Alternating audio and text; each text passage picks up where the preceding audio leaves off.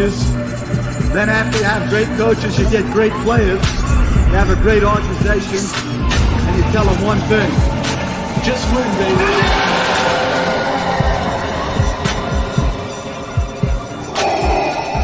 This is Raiders Allegiance with Lunatik Raider.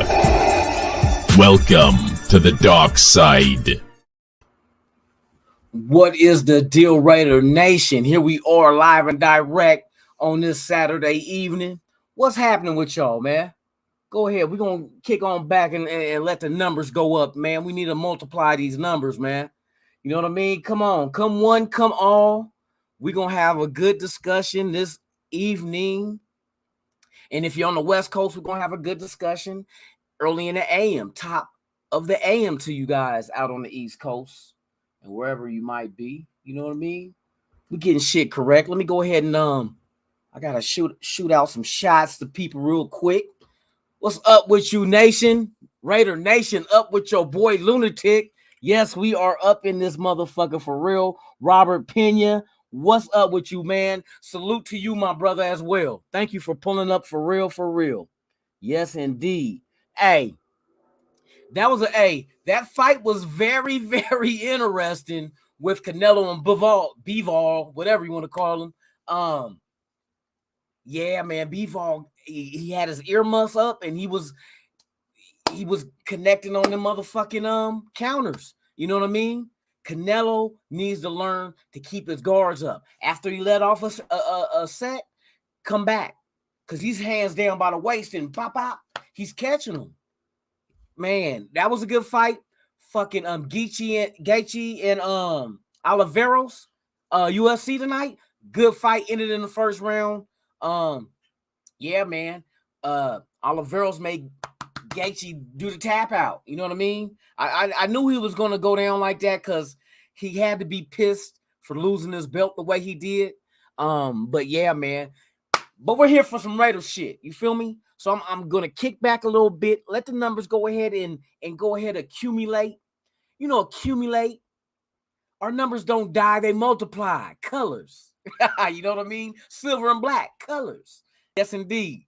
Go ahead and pull on up. Tell your aunties, your uncles, your nephews, your nieces, your brothers, your sisters, your side chick, your side dude. It don't matter. Tell them to go ahead and pull up if they rocking with the silver and black. Because that's what we doing. We rocking with the silver and black tonight. You know what I mean? On this night.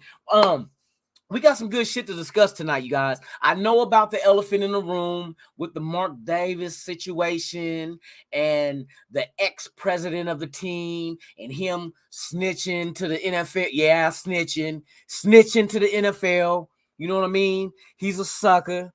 That's what happens though when you get some of these cats get their feelings hurt and they gotta betray the team. And then he want to come out in a release to the newspaper out here in Vegas about, oh, he's been loyal to the team for 18 years. Yeah, until your ass try to do some old snake shit. But we just gotta kick back.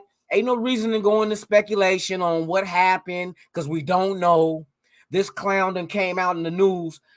If shit was really going on, why are you letting the story out in the news rather than you talking to a fucking attorney or whatnot? You know what I mean? So it's just some more drama that they trying to unleash on the Raiders. Shit ain't gonna work. They tried that shit last year. We still made the playoffs. You know what I mean? It is what it is. We the Raiders. We the most hated. It is what it is. But we can handle the shit. Other organizations ain't built to handle the kind of hate that we receive. You know what I mean? We're cut from a different cloth. We got a different mindset. And our fan base, me and you, shit, they can't fuck with us. You know what I mean?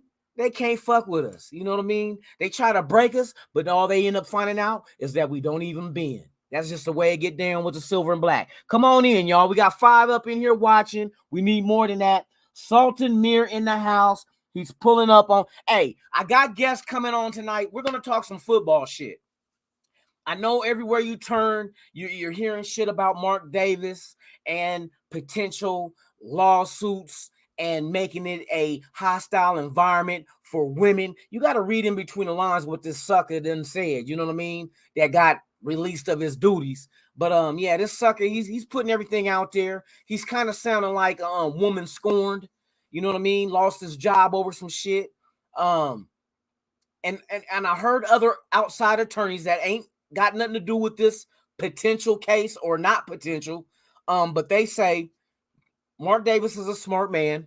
He has smart attorneys, and they're pretty much sure that they would not fire somebody just because they blew the whistle. That's not smart. That's not what went down. But we're going to find out.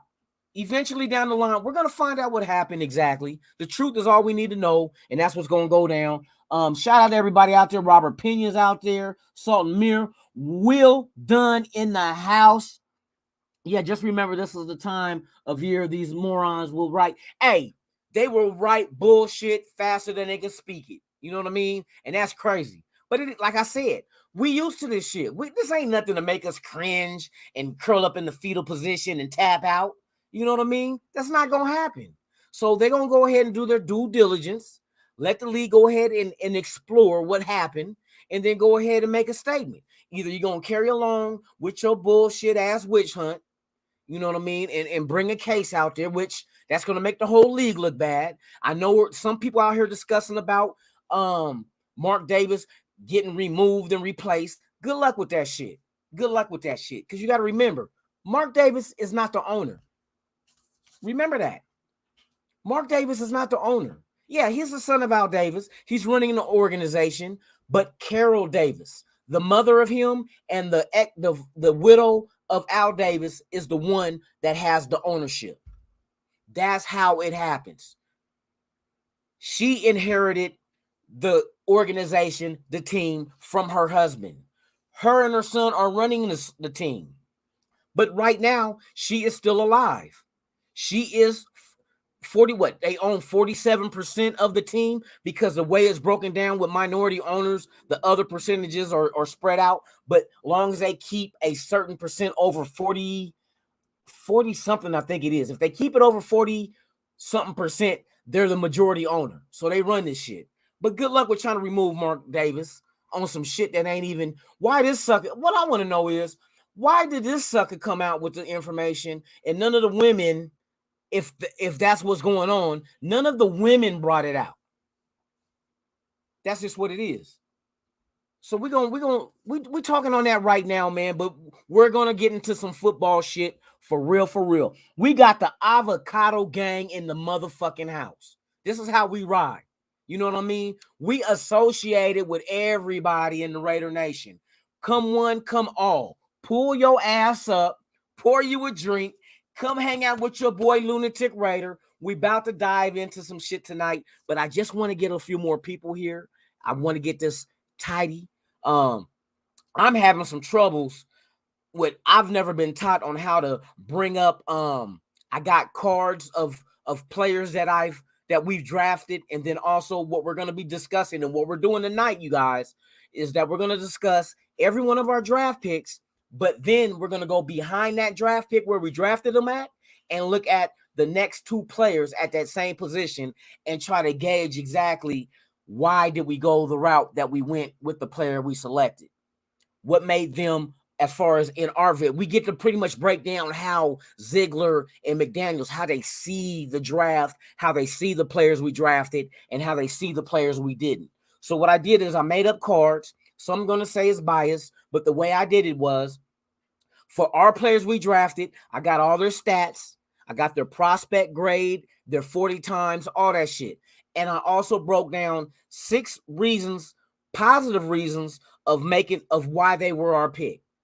And then with the 2 players behind them that were drafted in the same position group, I put up 3 of the negative things that would make us say no.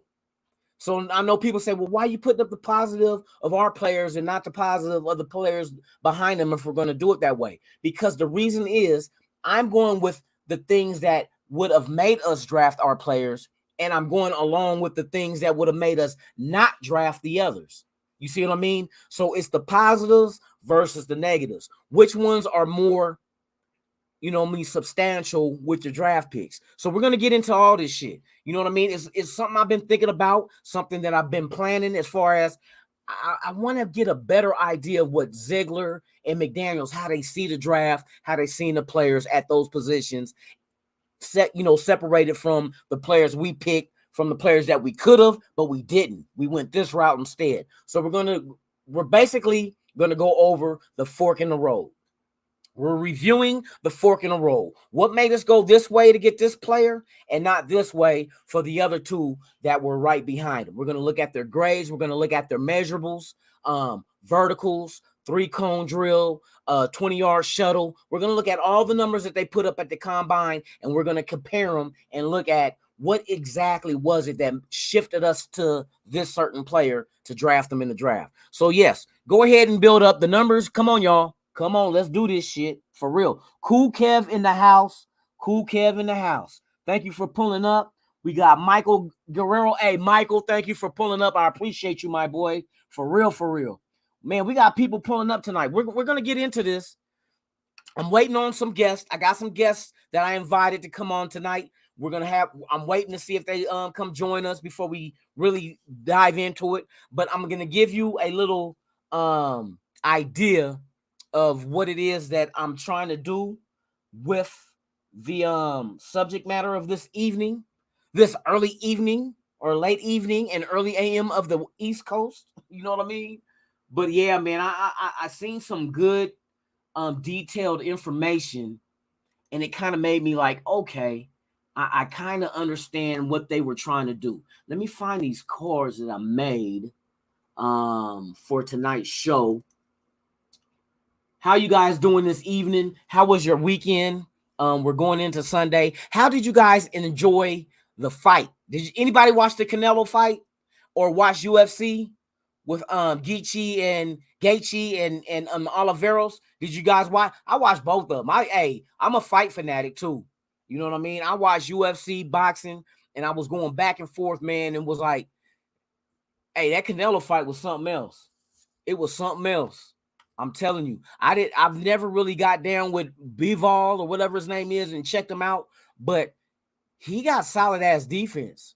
That motherfucker wear earmuffs for 12 straight rounds. And a lot of boxers don't do that. They get kind of sloppy later on. And sometimes they might get a couple of punches off and, you know what I mean, and get the feeling themselves and get sloppy with it. But you know what I mean? It was a decent fight, man. Hey, there's a rematch clause in the contract. They will do it again. They will do it again for real, for real. All right, let's see. So to give you guys an idea, let's start off. I'm going to give you an idea like with Dylan Parham. Did I open this shit up in the right window? I sure did. Yes, I did. Okay, so let me break it down to you guys as far as how I seen the draft and whatnot. For real, for real. Yes. Michael, you hit it on head. Before I start, it's early AM. I want to wish happy Mother's Day to all the mothers out there.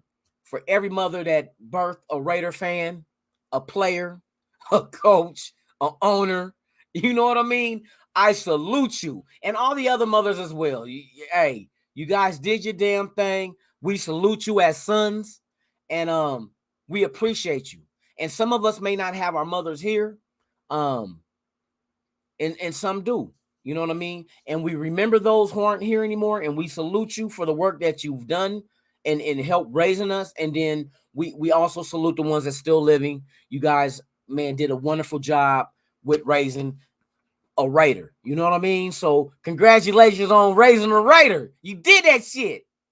But yeah. Okay, let's get back to the thing. So what I did was I broke down. I don't know how to share this fucking shit on OBS, you guys, or no, StreamYard. Can anybody tell me how can I pull up these cards that I made, their JPEGs, to show you all the information? I worked hard on this shit yesterday, but I've been up here before the show started trying to figure out how the fuck can I bring the picture up, and I don't know how to do that shit.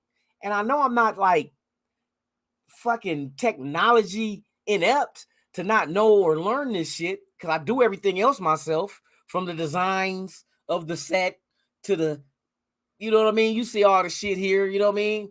I do that shit. But anyway, I can't show you. I want to show you guys so y'all can see this shit. But anyway, starting off with Dylan Parham, offensive guard is what he's considered, out of Memphis. Third round pick, 26 in the third round, 90th overall.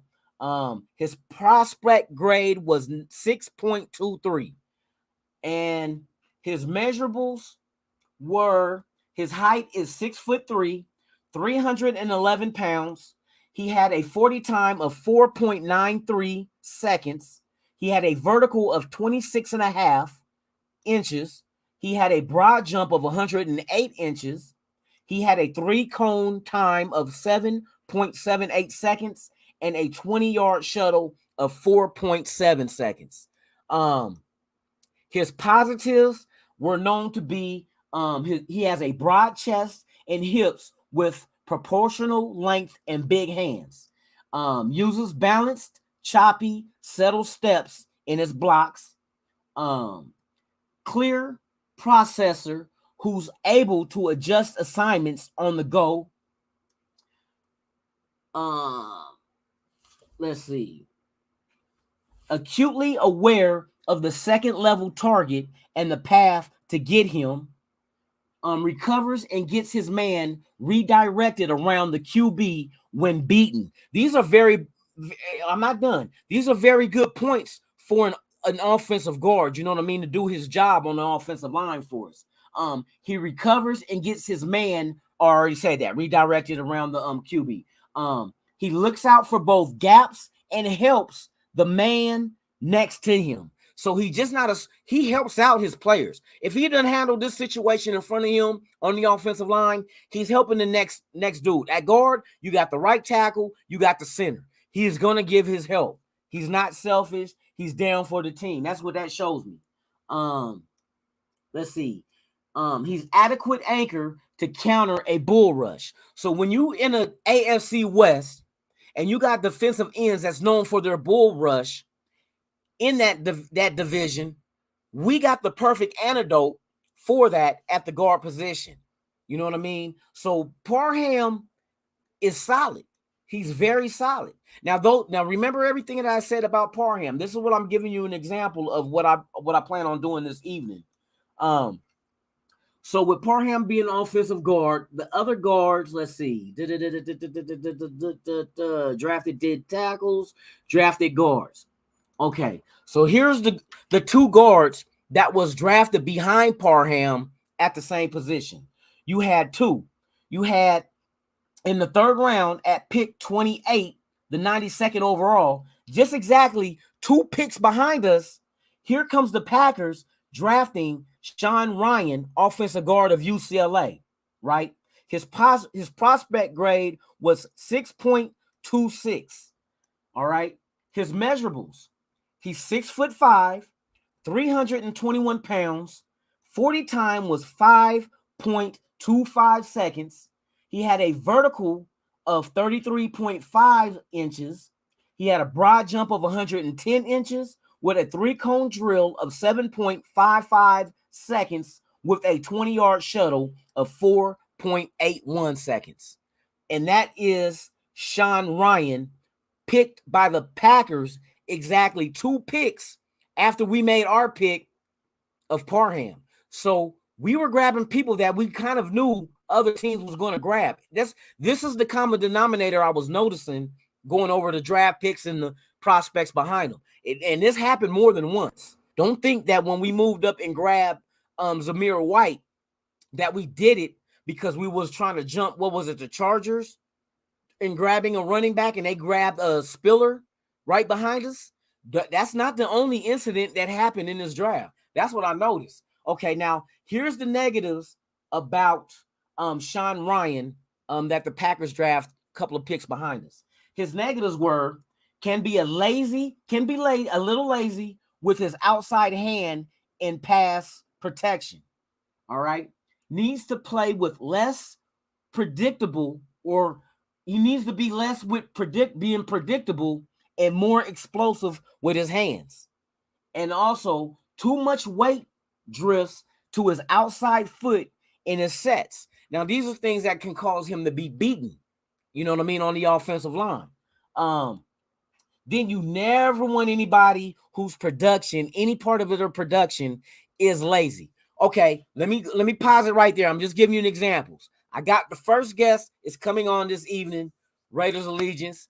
And I like to appreciate this guy because this guy from day one, when he first checked me out, he gave me props and told people to go ahead and subscribe. And I really appreciate this guy for doing that. You know what I mean? I'm just trying to find my niche, share my same passion for the same team. And this dude is a beast with the beats as well. You know what I mean? Let that shit be known. So without further ado, let me introduce my guy all the way from Florida, Mr. Sultan Mir. What's good, my brother? How you doing, man? What's up with it, man? What's up with it for real? Just kicking Good back, with man. Fucking I had to pull up on you, man, because I didn't get a chance with everything that was going on in Vegas to pull up on you and shit like that. Yeah, I know. You know what I'm saying? So I just wanted to kick it with you tonight a little bit and shit. Okay. For sure. Man, I appreciate it. I appreciate it for real, for real. Salute to everybody in the chat too. Yes, indeed. What I was telling the people, what I was working on was I was looking at our draft picks, and what I did was go behind every one of our draft picks and look at the next two selections of the same position and try to gauge what it is Ziegler and McDaniels was looking at as far as what made us choose the picks that we made over the other ones that were available. Yeah. So I'm right now I was just giving them an example of going with Parham in the third round, and then like I noticed a reoccurring theme is that a lot of times there were teams right behind us picking the same selection because White was not the only player that we moved up. Well, that's moving up, but we moved up and grabbed him over. What was it? The Chargers that grabbed Spiller? Was that who it was? I think so. And you know what was crazy is when we were live at the hotel covering the draft. What we noticed too was that no matter who picked what position, whenever it was a brand new position, teams felt like you know what I'm saying, there would be like a spiral afterwards. So everybody started to panic, try to get that same position. So when somebody got a receiver started coming out the board. Somebody got a lineman started coming out the board. So it just kind of felt like dominoes, you know what I mean? And that's exactly how it looked. Because like I said, like with Parham, we grabbed him in the third round, and lo and behold, he was 90th overall. 2 picks behind that pick we made. Here comes the Packers grabbing Sean Ryan from UCLA at offensive guard. Yep. Exactly 2 picks. You know what I mean? And then I look behind that one, and then you had the Rams taking Logan Bruss out of Wisconsin, and that was at 40th, the 40th pick of the third round, so 104 overall. That was the next 2 guards taken. You know what I mean? And I was looking at their measurables and everything, and it's like, in my eye, Parham was a way better selection over those 2, athletically, and then what he brought to the table, the positives. Because I was looking at the negatives of the other 2, and it was like those are things that you kind of shy away from. Like when they start talking about a little lazy, you know what I mean, with his outside hands and pass coverage, you don't want anybody that's a little lazy. Yeah. That's an effort issue. You know what I mean? But I mean, yeah. Well, I mean, what's your take? Are you familiar with any other players after the draft picks we took? You know what I mean? Like, what about the running backs with White, and you had Spiller come off the board behind him, as well as who else was it? Strong and Spiller was the next 2 running backs taken after we took White. Yeah. And it kind of looked like they might have wanted White. Why else would we have moved up to grab him? Well, like as far as Parham is concerned, like I think Parham was a perfect pick at that point, because if you look at it, right, we had the 86th pick, we give it up for the Titans, and I think that's when we realized, you know what, it might have been somebody that we wanted. That was the Eagles. They picked up Nakobe Dean. You know what I'm saying? And I think at that point, after Nakobe Dean, we kind of traded back to the 90th pick with the Titans. But it was kind of like, okay, when we went offensive guard, but this guy's got a lot of upside to him because he could also play center as well. Now, initially, when somebody pointed that out to me, I was like, well, you know what? Andre James is really solid at center. Why would we want that? But what I failed to realize was that we are moving to a power scheme from a zone scheme. And being that, Andre James is a lot smaller in frame or whatever. Yeah. It questions whether or not, you know what I'm saying, he's going to be able to handle that center position, because he was getting manhandled by like Bilal Nichols, who we have now, at the nose tackle position, like when we Yeah. played the Bears and shit like that. So there's a lot of versatility to him that he brings as far as not only just being a guard, but also being able to play center. You know what I mean? So Yeah. 1 second. I got another guest, you guys, sitting backstage. The OG of the Brown Cracker crew, Mr. Fisherman of the month. You know what I mean? This man know every hook there is out there, even a hook and a punchline. So here we go with my man right here, Raider Twine. What's up, Twine? Hey, what's good with it? You already know. Man, we just chopping it up this night, man. You know what I mean? And man, Sultan come through, you came through, appreciate it. We what we doing is we're talking about our draft picks and then covering the same position that was drafted, like the next two picks after that selection at that same position, and trying to gauge what McDaniels and Ziegler was really, what were they after? What was it that attracted them and what made them say no to the ones that we could have also took that came later? You know what I mean? I'm gonna have to look at the list of the guys afterwards. I'm gonna have to look at the list of the guys that was drafted afterwards. I want to. I don't know how to post this shit, man. I made cards, but I don't know how to post this shit on here. You know what I mean? You see that little TV at the bottom? It says share. Yeah. So you go to share screen. And then you go to Chrome tab, and then click on the name of the Chrome tab that you have open. You want to share, and then hit share at the bottom. So if I got like a JPEG file on the computer, it'll pull that up. Okay, so if you have your JPEG file, you could go ahead and open up a blank Google Chrome tab, right? And then just like search something like Raiders or whatever, right? And then go to images, right? And then drag. Yeah, and then so now you go into your file, the JPEG, drag that file into the search engine, and it'll actually put it up as a URL, and then you should be able to pop that tab open. Hold on, I'll be having issues, man. It's complicated, but you can do it that way. Yeah. Ah, shit. So just drag the file into like an empty tab into the URL. Just put it in there. Let me see if I do this shit right, man. Yeah, I'm still having issues. I'm kind of like remedial. I haven't really dug into the StreamYard shit, man. Like I should. Because I made these cards yesterday. I'm like, it breaks down everything and compares our pick with the two picks that came after. But my slow ass is up here. Yeah, I can't. Brother. God dang it. Now I'm stuck. Hold on. So open a new tab by itself, and then just drag the JPEG into the address bar, the URL at the top, and then it'll open up just the image. And then once you do that, come back to StreamYard. Share the screen, go to Chrome tab, and then once you go to Chrome tab, you'll find the name of the URL that you want. All your tabs that are open. Click on that one and then click share. Yeah, I can't, man. This shit is tripping. I don't, because I got them all open. Because see, when I hit that share in the Google Chrome thing, it pops up with all the shit I got open. It say window, and then I see the cards that I made. They light up when I click on them, but they're not moving. They're not doing nothing when I click on it, and I can't even remove that screen. And when I move the tab, everything is all moving together too. I don't know what I'm doing. I'm gonna have to learn this shit one day, man. I try to hurry up and try to do it, but I was like, oh, it's almost showtime. No, it's all good. So who'd you ask me about so I can try to look it up, the picks that were afterwards? The running backs that came after White. Okay, so you want me to go to Spiller and Strong? Yeah, go to round 3. Let me look it up real quick. Hold on, I might have to damn. Because I was there covering the whole thing, but I don't necessarily remember all the teams who they picked and stuff like that. So I gotta get a list in front of me right here, round 4 and 5. All right. Yeah, but you guys kind of talked about it, but it's interesting to see to Germany for the announcements to kick. Why is the audio always be playing, bro? It's interesting to see how the draft picks kind of clustered up like they did. You know what I'm saying? Like wide receivers ran.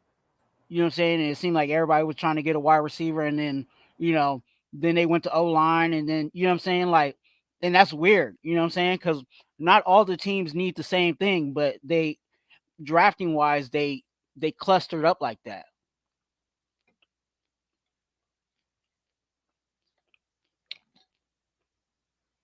And I'm muted again. It was a fear, like a lack of positioning, like you said. Once somebody grabbed the position, you know what I'm saying, they figured that it'll trickle down to, you know what I'm saying, that the lack of positioning afterwards, after the fact or whatever. So you know what I mean. So people started to panic, kind of, I think, and went after that same position. I think we lost Lunatic for a second. We'll hold it down though. Yeah. All right. So Zamir White was 122. So he said the next ones we have was Isaiah Spiller. That was for the 123 with the Chargers, and then we have the next running back off the board was Pierre Strong Jr., and that was with New England at 127. But I think when you look at it, so he tried to compare us to what like Isaiah Spiller and stuff like that. I think if you look at it, and I know this sounds crazy, but like if you compare Isaiah Spiller and Pierre Strong Jr. with Zamir White, I was big on Pierre Strong Jr. at the beginning of the draft, but kind of towards the end, I started going over to PFF instead of PFN because they didn't really update a lot of the stuff on PFN. And when we was on PFF, it showed us a lot of his game tape. It showed us the actual like projections and the grades and stuff like that. And I got to know Zamir White and Zaquan White, the other guy, a little bit more as running backs, and I actually favored them over Isaiah Spiller and Pierre Strong Jr. Like, for example, like Zamir White, for me, you know what I'm saying, he's a solid dude. You know what I'm saying? I looked at him a few times. I think he's a developmental piece. I don't think they'll re-sign Jacobs. That's the whole premise of getting him back at this point, is that prior to this day 3 kind of thing that we had, there was an announcement there wasn't going to be a fifth-year option for Jacobs and Abrams and Clee. So I think they needed to kind of look for replacements on a cheaper option. And at that position, they weren't going to pay him $11 million. You know what I'm saying? That's too much for a running back, especially he's like a top 15 running back. But if you look at this guy's numbers, Zamir White, 3 years in collegiate level. He wasn't there all 4 years, only 3 years. 382 attempts, 2,043 yards, average 5.3 yard per carry, 25 touchdowns, 17 receptions. And then this is when we get into the reception stats. 132 receiving yards. Oh, shit. What's good, you brother? Man. We was holding it down, though. We was holding it down. Man, right on. I appreciate it, man. I went down the wrong rabbit hole. Nah, so yeah, we was telling them, I was telling them because I found the list. I found Isaiah Spiller and Pierre Strong Jr. Okay. And I told Twan, I was like, I think Pierre Strong Jr. was kind of the guy I was high on. And Isaiah Spiller's cool too. But like towards the end of the draft, like right before I went to Vegas, I was going on PFF more because they were updating their, their stats more than PFN, where they still had a lot of people projected wrong. You know what I'm saying? So yeah. I got to see some more tape on Zamir White and Zaquan White. Those two guys I liked a lot. And he has a lot of upside, especially when you look at the fact that there's no fifth-year option for Jacobs. So they had to replace that position. You know what I'm saying? As a cheaper option, because they're not going to pay him $11 million. You know what I'm saying? That's usually not what they like to do. So with that being said, like this guy's got a lot of upsides. And I was talking about his stats. I said he only played 3 years in college, not 4. 382 attempts, 2,043 yards, average 5.3 a carry, 25 touchdowns, and then his reception stats was 17 receptions, 132 yards receiving, 7.8 yards receiving average. Kick returns, he had 6, 137 kick returns, and then 22.8 yards average returns and 1 punt return. So he has some decent stats, and I think that he can be coached up right. You know what I'm saying? So at that point in that position of the draft, I feel like he was more of a solid pick than Isaiah Spiller or Pierre Strong Jr. Okay. And let me add, because I think there's more logistics as to why they picked Zamir over the rest of the guys, because again they had the choice to pick the other guys, right? Because they went after, you know what I'm saying, we selected the guy that we wanted. Exactly. You look at it, look at it in this perspective. It was we didn't think about it. You know what I'm saying? Because I don't think a lot of people was talked about drafting a running back. But to look at it, there's nobody next year that's going to be under contract. You know what I'm saying? If we didn't draft anybody, Only you know what I'm one. saying? We only had who? I think We only, Bolden is the only I think one. Bolden was going to be He's the So only one under contract. we need young bodies. You know what I'm Yes, saying? We need yes. and I call it cheap labor. You know what I'm saying? You're gonna need cheap labor, you know what I'm saying, in these draft picks to help alleviate spending all that money in a room. You know what I'm saying? Yeah. And we would have been spending a whole lot of cap trying to keep Jacobs and Drake and whoever else we felt we needed at the running back position. Now Yeah. that we drafted 2 running backs, we don't have to necessarily, you know what I'm saying? Hopefully those guys do. I think Zamir is going to do great for us. I don't know about Britton Brown yet. You know what I'm saying? Jury's still out on that. Yeah. But if they do well, then that means we're not spending, you know what I'm saying? We got cheap labor and a lot of money on. That's one thing. Okay. Yeah. The other thing is when you if I ask you guys, if I got big bucks and I say I'm gonna buy you guys both cars, right? Mhm. And you have a choice against a used car or a new car, what are you gonna say? We taking that shiny bright thing. You're gonna take a new car, right? Yes, indeed. So even with these draft picks, you have to look at the mileage that's on some of these running backs when they Yeah. come in. Now with Zamir White, the positive and the reason why he's a newer card than some is because he was running back by committee. He didn't run every down. You know what I'm saying? They had James Cook, you know what I'm saying, also on the same team, and he got his touches too. So in comparison to some of these other players like Isaiah Spiller and some of these other running backs that they were the bell cow and they got all the touches, you know what I'm saying? The mileage on a running back Yeah. comes into play. And I think that also was a factor as to why they went to Zamir Brown over somebody that maybe was a bell cow and maybe does have the proven, volume, oh, they got all these yards and blah, blah, blah, blah, blah. But that's damage and tear on a body. So, and even with that, looking at Zamir White's film, he has and people, that was one of the knocks that they put on Zamir White was that he wasn't able to play third down, or he wasn't out there on third down. Why would he be out there on third down when they have James White? You know what I'm saying? Yeah. But he does show in his tape that he can also pass protect, which is something that they would say a third down back would do. So That's a key too. I think the reason why they went up to go get him was because they knew what was going to be coming from the Chargers. And they went with the new car with the low miles and that was their pick. And what you said too is crazy because Jaden Machard went on an Instagram live and said he ain't coming back. You know what I mean? They don't want him back, so that he can pass protect. That's important. Yeah, you knew that was exactly. So they had to find the next man in line, and you hit it right on the nail too, Twan, with the fact that it's cheap labor and that you figure, for instance, yes, Jacobs' back is against the wall because there's no fifth option for him. So you're gonna have to ball out.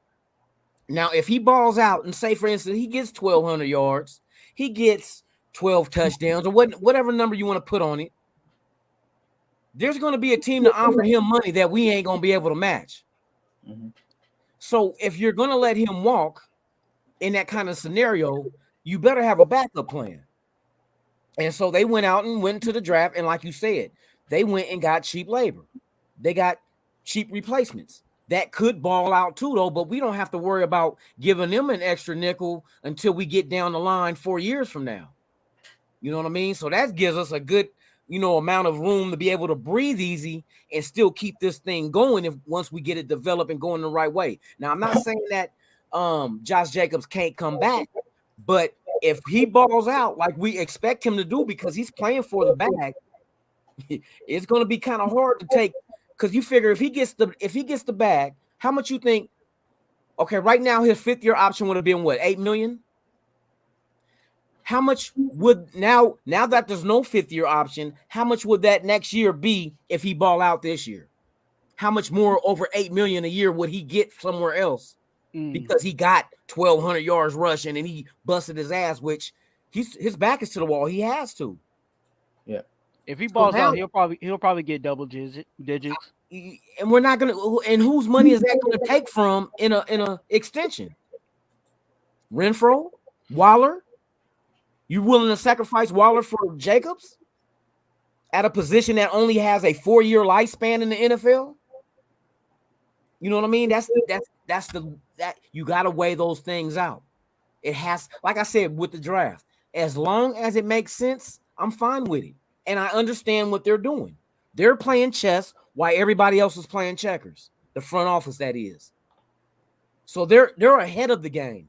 They're 4 years ahead of the game right now. And what really tripped me out about this little statement is the fact that they were interviewing Ziegler, and they was asking him about the scouting staff that he has. He said they're already working on next year's draft already, and this draft didn't even happen yet. So they're playing chess like a motherfucker. These motherfuckers are so advanced. It's like when it's time for us to come to it, they already figured it out. Next year, we already got to figure out what we're going to do. And that's a whole year from now. And they already on that level. That's why I'm comfortable with this front office. They know what they're doing. And like I say, they're playing, they're so ahead of the game. When was the last time we had a front office that was really this advanced in what they're, you know what I mean?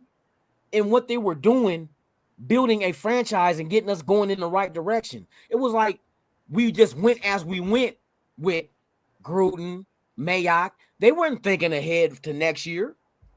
They was thinking about right now. When Khalil Mack got traded, that was about right now. That wasn't about, 2-3 years from now, this is how it's going to help us. It was helping us right now. You know, I don't know if we ever had a front office like this too, because man, you got Al Davis that was running the show when he was really like on his game. You know what I mean? Like, yeah, John Gruden was the coach, but he told him, "Hey, I got this." You know what I mean? Like, he ran the show. So even in 2001 and 2000 and before that, prior to that, he was still running the show as far as like personnel was concerned and players. Yeah. You know what I mean? So I think this might be the first time. And see, Al Davis was on a whole nother plane, because you got to remember, he was a coach, he was a general manager, he was an owner. He played every level of the business that you can think of when it came to football. So he had that. You know what I mean? It's not Gruden didn't. Gruden, yeah, he announced games in the booth, but he came up as a coach. But fucking Al Davis, I don't know no owner that lived his life during his path that he did and accumulated all. That's why he ran everything, because he knew what the fuck he was doing. Yep. Nobody could tell him shit because he been there. He was the NFL's biggest rival with the AFL. Yep. He was taking fucking players from him. He was a threat. He knew what he was doing. You know what I mean? He wasn't just like he was the one that started the Raider organization. He came along and took it to a whole nother level. Changed the colors. I mean, he did all that shit. They wasn't winning before him. Man. Turned them into a 10 season winning team. He knew what the fuck he was doing. Plain and simple. Nobody can throw dirt on Al Davis's name. Maybe towards the end there was some kind of, decision making, but from the outside looking in at the decisions he did make that did not pan out, if they would have panned out, they would have hit it out the park. If Jamarcus Russell would have panned out, his attributes that was God-given would have hit it out the park. Hayward Bay, if he could catch, he would have hit, because he was a hell of a blocker.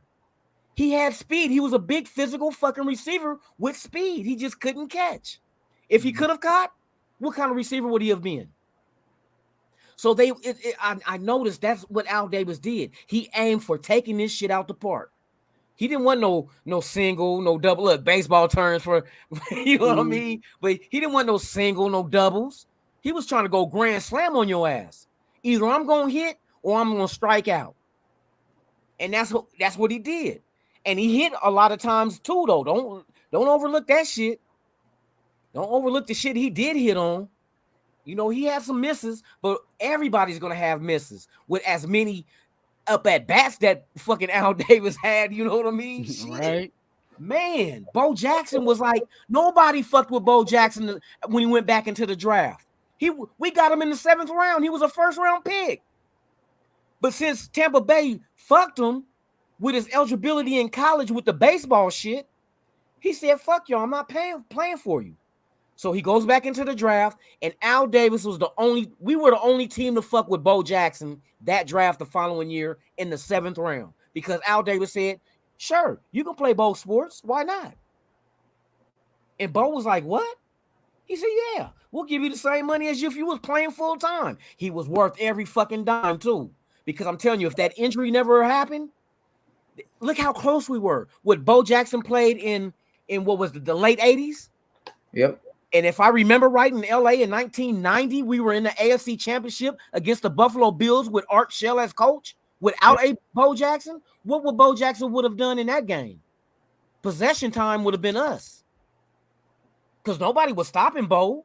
Nobody stopped Bo. You couldn't outrun him and you could not tackle him unless you had a whole 11 helping you. You know what I mean? So that was something he knocked out the park, because no other team the following year was willing to risk taking a pick on Bo Jackson but the Raiders, and he came.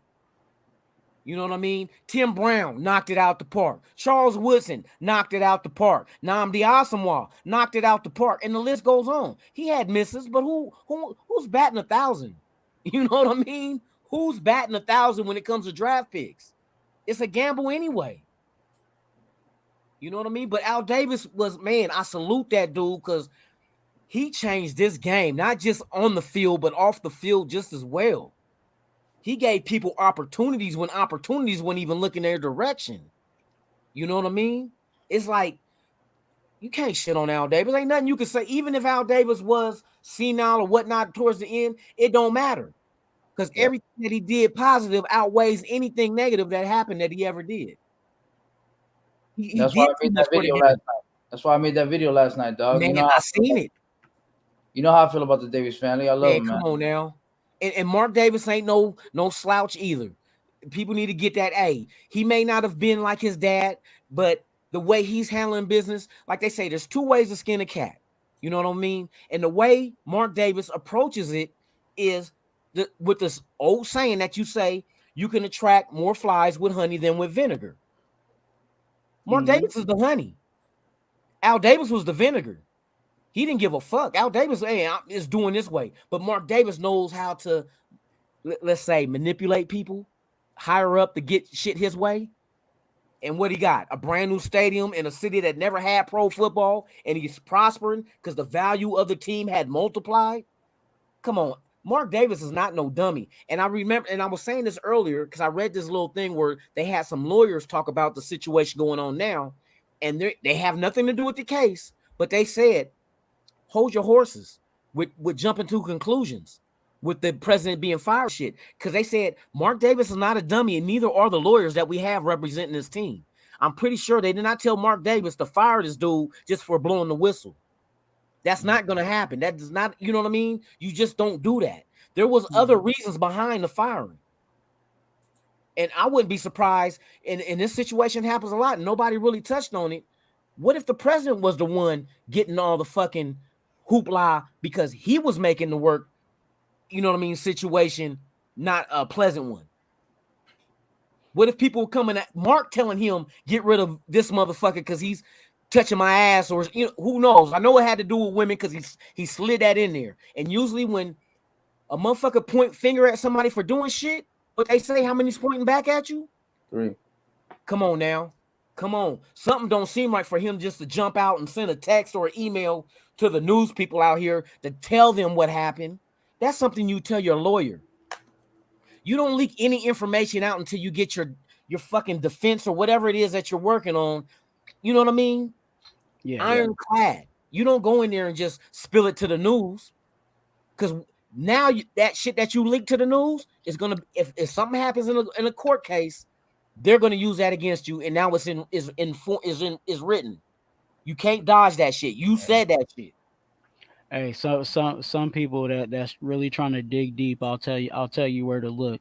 You need to go back to when Mark Davis was being interviewed at the owners meeting and hear what he said then. You'll get some facts there. Trust Yeah, me. for real. For real. I just get, hey, so I'm just like you. I get mad at this shit because it's like motherfuckers are so gullible that they soak up shit as gospel before they even do research on the shit. You know what I And, mean? And it's it's like sad because a lot of Raider fans believe that this that president was telling the man. truth. Come on, man. That shit is, let the shit unfold. Let's learn the truth. Don't go by just, oh, this happened. Come on now. For this man to jump off like this and just and he didn't go to the news. Well, he went to the news people with it, but not no major news. So Wasn't was like that the a John text or Gruden. Wasn't the New York Times with John Gruden?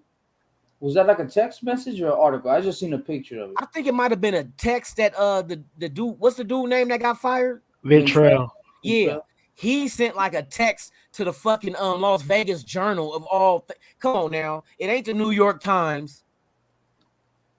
The Las Vegas, come on, the Las Vegas. I'm not knocking the Las Vegas Journal. They give you all the local shit, but come on now, this is on a scale bigger than local. If this is true, it's another organization that has a owner pretty much spitting in the eye of the league and say he can do what the fuck he want to, if that's the case. But I don't believe that shit. It's too simple for it to be like that. This dude is kind of like I said, when he came out and blew the whistle, not even blowing the whistle, because blowing the whistle when you tell on a motherfucker for some shit that they did. This motherfucker lying because it don't make sense. Why no woman ever came out and said no shit about Mark Davis? It would have leaked out. You know what's crazy though, Lunatic? I talked about this last night. I said, money talks though, man. Somebody has to just pay one of these females to say some shit. They'll make some shit up, and then it just starts to keep going. You know what I mean? Like that shit ain't. Hey, money ain't never stopped no woman from running her mouth. You know what I mean? And I'm not being sexist. I'm just saying because there's potential more money at stake that she can get. Because we look at the quarterback situation with Deshaun, what you call it with Texans. Yeah, Watson. One person came. Come on, the shit they was saying was so fucking ridiculous. You know what I mean? The shit some of the women I heard was saying that he was getting a massage and he skeeted on her chest. I'm like, how he skeet on your chest if he getting a massage? But you was on your back? Hey, you was doing something he asked you to do and you did it. It's a happy ending, dog. I'm telling you, hey, hey, for real, because he ended up getting a bag and a new team, so it worked. You know what I mean? For someone that didn't want it on their chest, he must have some really good aim, dude. That's why I say this shit. How did they even get to the point of getting it on their chest? You mean he laying down on a bench or something? You rubbing him down? You couldn't back up like I'm leaving. I'm cool with this. I don't want to do it.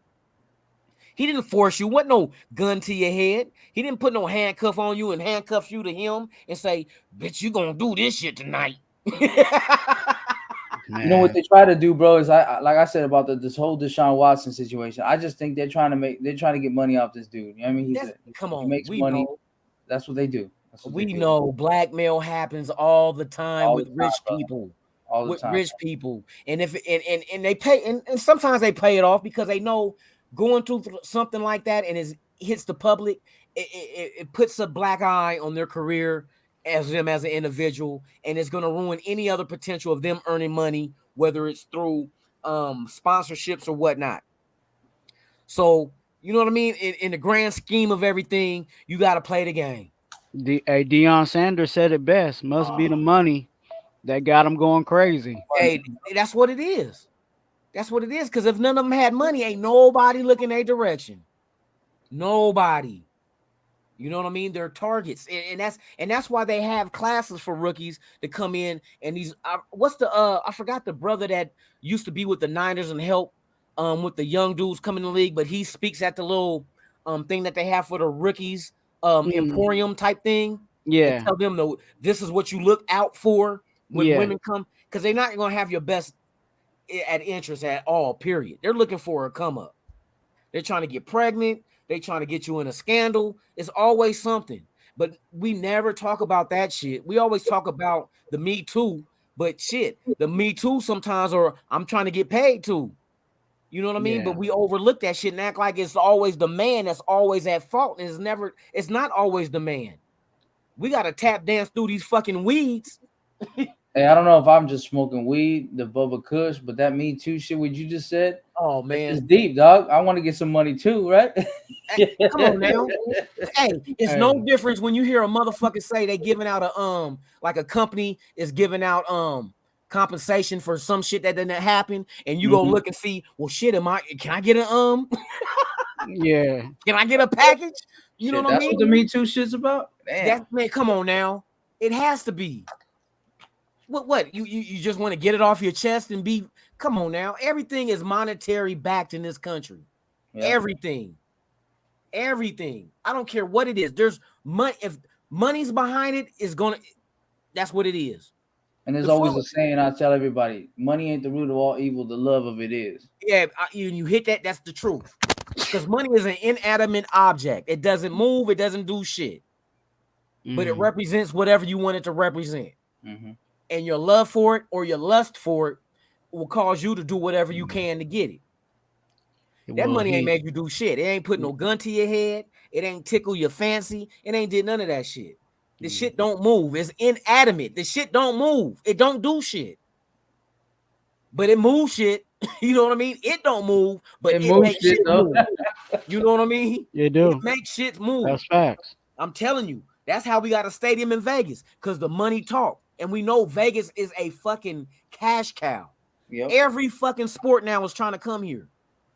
Every sport. I'm talking about arena footballs here. I'm seeing a lacrosse team coming. I'm seeing, man, baseball, they're trying to get NBA. They're building shit right now to get an NBA and a fucking Major League Soccer team right now. They see what Vegas is because they know Vegas is the one place where the world comes to. Yeah. The whole world comes here. I don't have to go peddle my product to Russia, China, Africa, Indonesia, Australia, because they come here and I just hand them a flyer when they come. You know, it's that simple. And you know what the cold piece is though? The cold piece is they ain't even worried about the locals filling up the stadium. They already know that whatever guest team they gonna make sure them seats is full. Yeah, at the beginning until they build a fan base that's homegrown here. It's gonna happen. Look at the hockey team. No, who the fuck watches hockey in the desert? You know what I mean? But they built and they were successful. They got a following. The first year, and that's why that shit was so quick, because the first year it happened. Man, you know, success, like they said, if you build it, they will follow. If you build a championship team, you will get fucking fans for life. That's how most of these that's another thing that separates the Raiders from everyone else. We are not a team that's a bandwagon team because we ain't won a Super Bowl since what, 83? So anyone that became a fan after that is a fan of the team because whether it was a father, a grandfather, because of the city they're in, it was never because, oh, they won a Super Bowl, I'm gonna like this team now. But I can tell you the Niners and everybody else, that's a whole different story. You know what I mean? Motherfuckers was only Niner fans because the Niners was winning Super Bowls in the 80s and then that one in the 90s. They didn't give a fuck about the Niners after the 80s when Joe Montana and them left. They wasn't doing shit. Now look at how many Tampa Bay fans are there now. You know what I mean? They got 2 Super Bowl nows. Ooh. Some of them live in Boston too. Come on now. You was never a Tampa Bay fucking fan. Nobody was a Tampa Bay fan when they was wearing creamsicle orange. Right. With that mustache. With a pirate with a knife in his teeth. Come mustache. On now. And a feather in his cap. Oh, Yankee Doodle Dandy looking motherfucking mascot. But it is what it is. They're bandwagon fans. Raiders, you can't say that about us. These young cats that's fans now, you can't say because we won a Super Bowl, that's why they're a fan. It's been a while.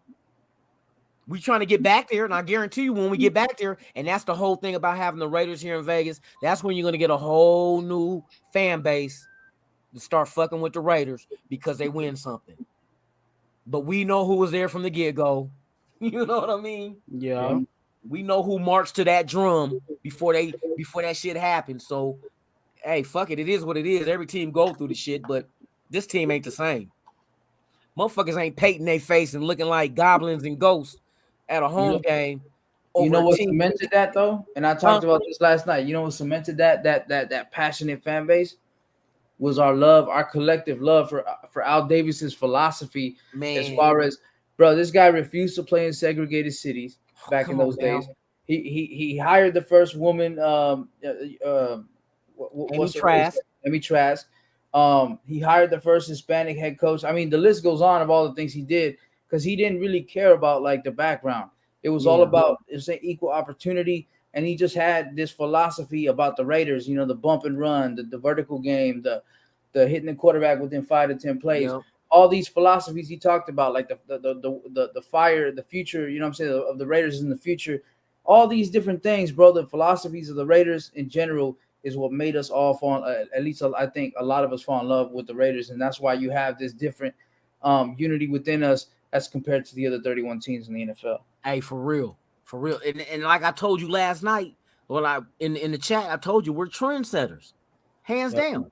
Everything we did, nobody was doing, and it even goes beyond that. Like not just Amy Trask with the first president, the first black quarterback was drafted by the Raiders, Dickey. Yeah, Dickey. Let's be known. The Elbridge first Dickey. Latino, Elbridge Dickey. Yeah, exactly. He wasn't good, but he was the first black quarterback drafted. You know what I mean? In the first round, too. In the first round. Come on now. Nobody was doing that.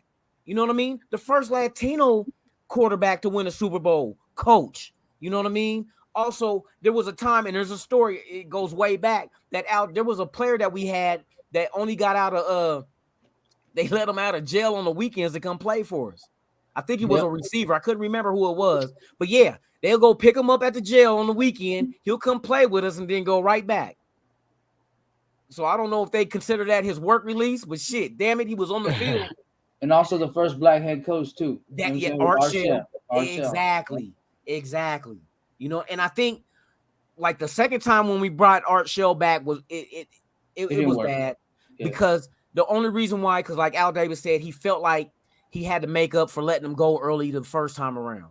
Because Art Shell had to, like I said, we were in the AFC Championship in 1990. We was right there with him. But I guess things didn't work out, and you know, Al let him go, and he always regretted that. So he tried to mend his wrongs, but and that never works when you try to, you know what I mean? You only commit your wrong by apologizing to a man by looking him in his eyes. Yeah. You can't try to recreate the past by trying to get him in the present to do the same thing he did. That's why I said these coaches try to get retread on the Gruden didn't work out. You know what I mean? That had nothing to do with Al Davis, but I think Mark Davis had it in his mind that he wanted to make things right between him and Gruden, what happened between Al Davis and him, because, you know what I mean? Gruden wanted more money because he was winning. And Al Davis told him no. And that's how he ended up getting traded.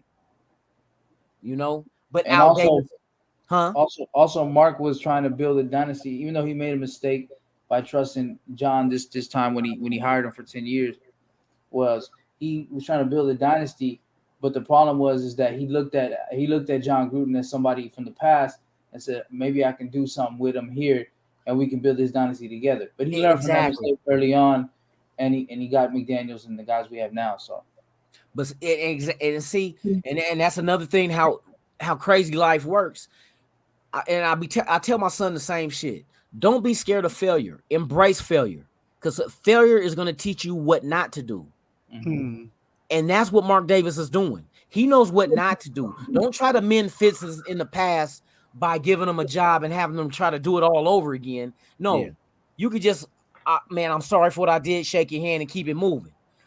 Now he went out there and got somebody from an organization that wins. We hate the Patriots. No shit. We don't like Tom Brady. No shit. But can't nobody deny these motherfuckers got 6 rings. You know what I mean? 6 rings all in the same generation. Not 4 from 1975. You know what I mean? 2 from 19. They got it all in the same fucking span that fucking Tom Brady played for that team. And how many Super Bowls did they appear in? 8? Yeah. Come on now. I think it was 10. Was it? Or was it 8? No, 8. I think 8? it was 8 because you remember they lost 2 to the Giants. Yeah, okay. No, it was 10. It was 10 for Brady. Yeah, Brady. Being that he went to the Buccaneers, he won 1 and lost 1. Yes. Yeah.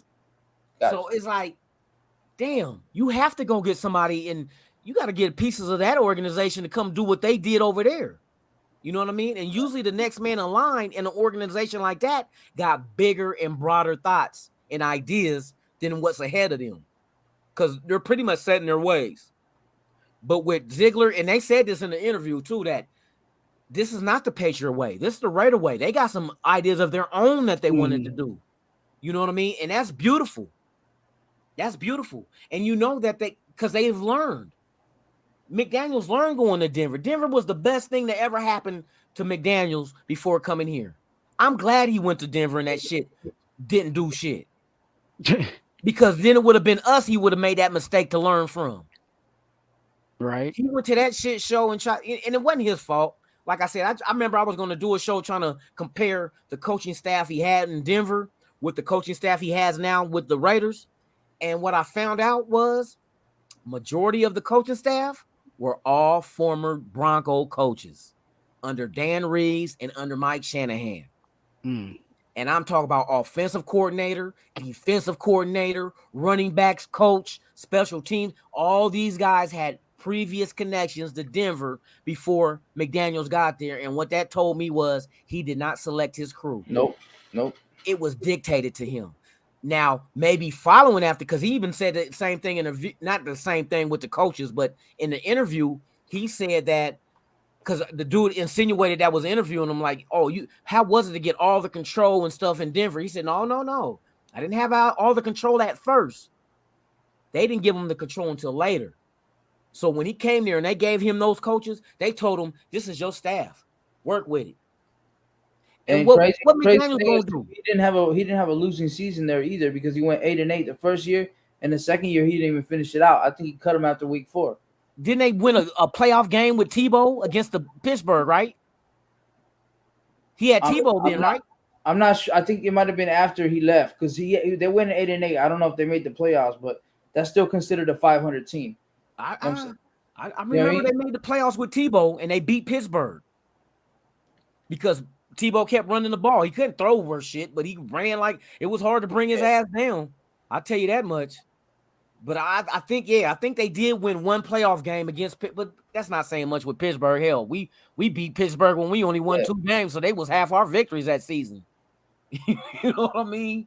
What Bruce Gurkowski we had, and we beat them at home. Yeah, man. The Raiders is we on a whole nother level, man. You got haters because of the history. You know what I mean? We ain't one. You don't hate on somebody that ain't good. You know what I mean? You don't hate on the nigga that made 1 out of 100 free throws. You just be like, this nigga can't shoot.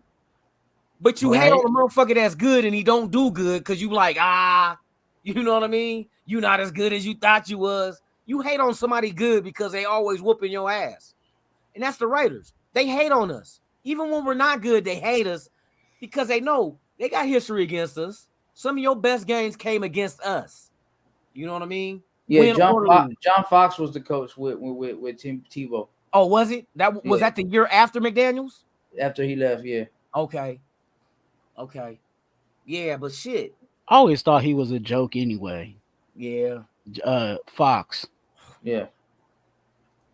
Usually they are. You know what I mean? They get to tap dancing. It's kind of remind me of Kiffin. How in the fuck he keep getting college fucking jobs, man? I think it's because of his wife. Something. Because he man, how you go from Alabama, USC, Tennessee? How you get these jobs? The Raiders. The name.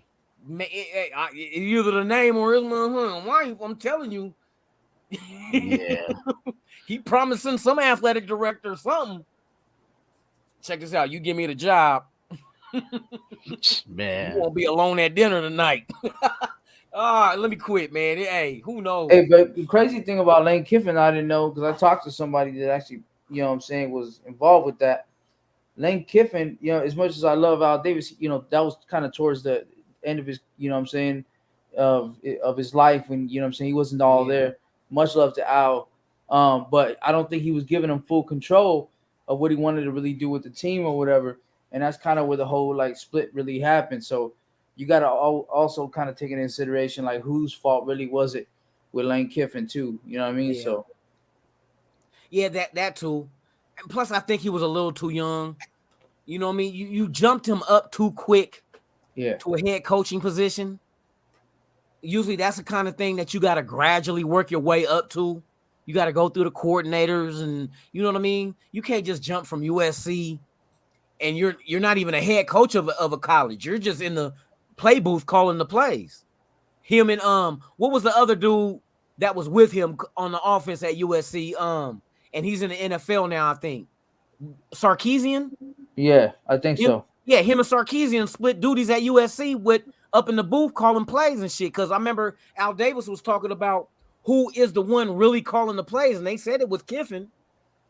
So that's who he went after. But he always try to find the next GOAT. You know what I mean? The same way that he did with John Madden, he did it with John Gruden. He tries to find that one dude that might have the it factor that he can come in and groom him to make him great. But I think Lane Kiffin might have been too stubborn, you know what I mean, to soak up the game. I think he seemed kind of cocky to me the way Kiffin was running the team. You know what I mean? Yeah. I couldn't tell him shit. That's how it seemed. So, but I mean, he got his walking papers for a reason. Al Davis said with cause, and he broke it down on that damn 1987 adult viewfinder. Man. I was like, I thought I was in school again. I'm like, oh shit. The whole class gonna see I got an F. Oh my God. Shout out to everybody in the chat, man. What's up with it, Will, Michael? Thank you for pulling up. Man, appreciate each and every one of you guys. For any of you guys, this is your first time here. Please do me a solid. Subscribe to the channel. Hit the like button. Knock the hell out of that notification bell so you can be notified of all the content I release, even breaking news. Right now, we're discussing Raiders. We're covering all aspects. I don't know how long my brother's going to be with me tonight, but just the fact that they came, I appreciate each and every one of you guys. If you guys don't know, this is Sultan Mir. You can go subscribe to his channel. You have Twan, Raider Twan here. He does the fishing thing. So I'm telling you, he's after those river monsters. And you just gotta hope she ain't one of yours. You know what I mean? You're gonna get it. But man, we just up here chopping it up with the Raiders, man. There's so much history. There's so much to discuss. We were talking draft picks, but we don't have to stick on that subject. We got all kind of. That's one thing about the Raiders. There's always something to talk about. Yep. Yeah. What did you have on the draft? Because that's a good discussion right there. I know we talked about the running back, and I think you talked about Parham. You know what I'm saying? But who else did you want to touch upon today? I did tonight. Matter of fact, let me bring it up. Like I said, I can't bring it up to you guys to see, but I can see the shit.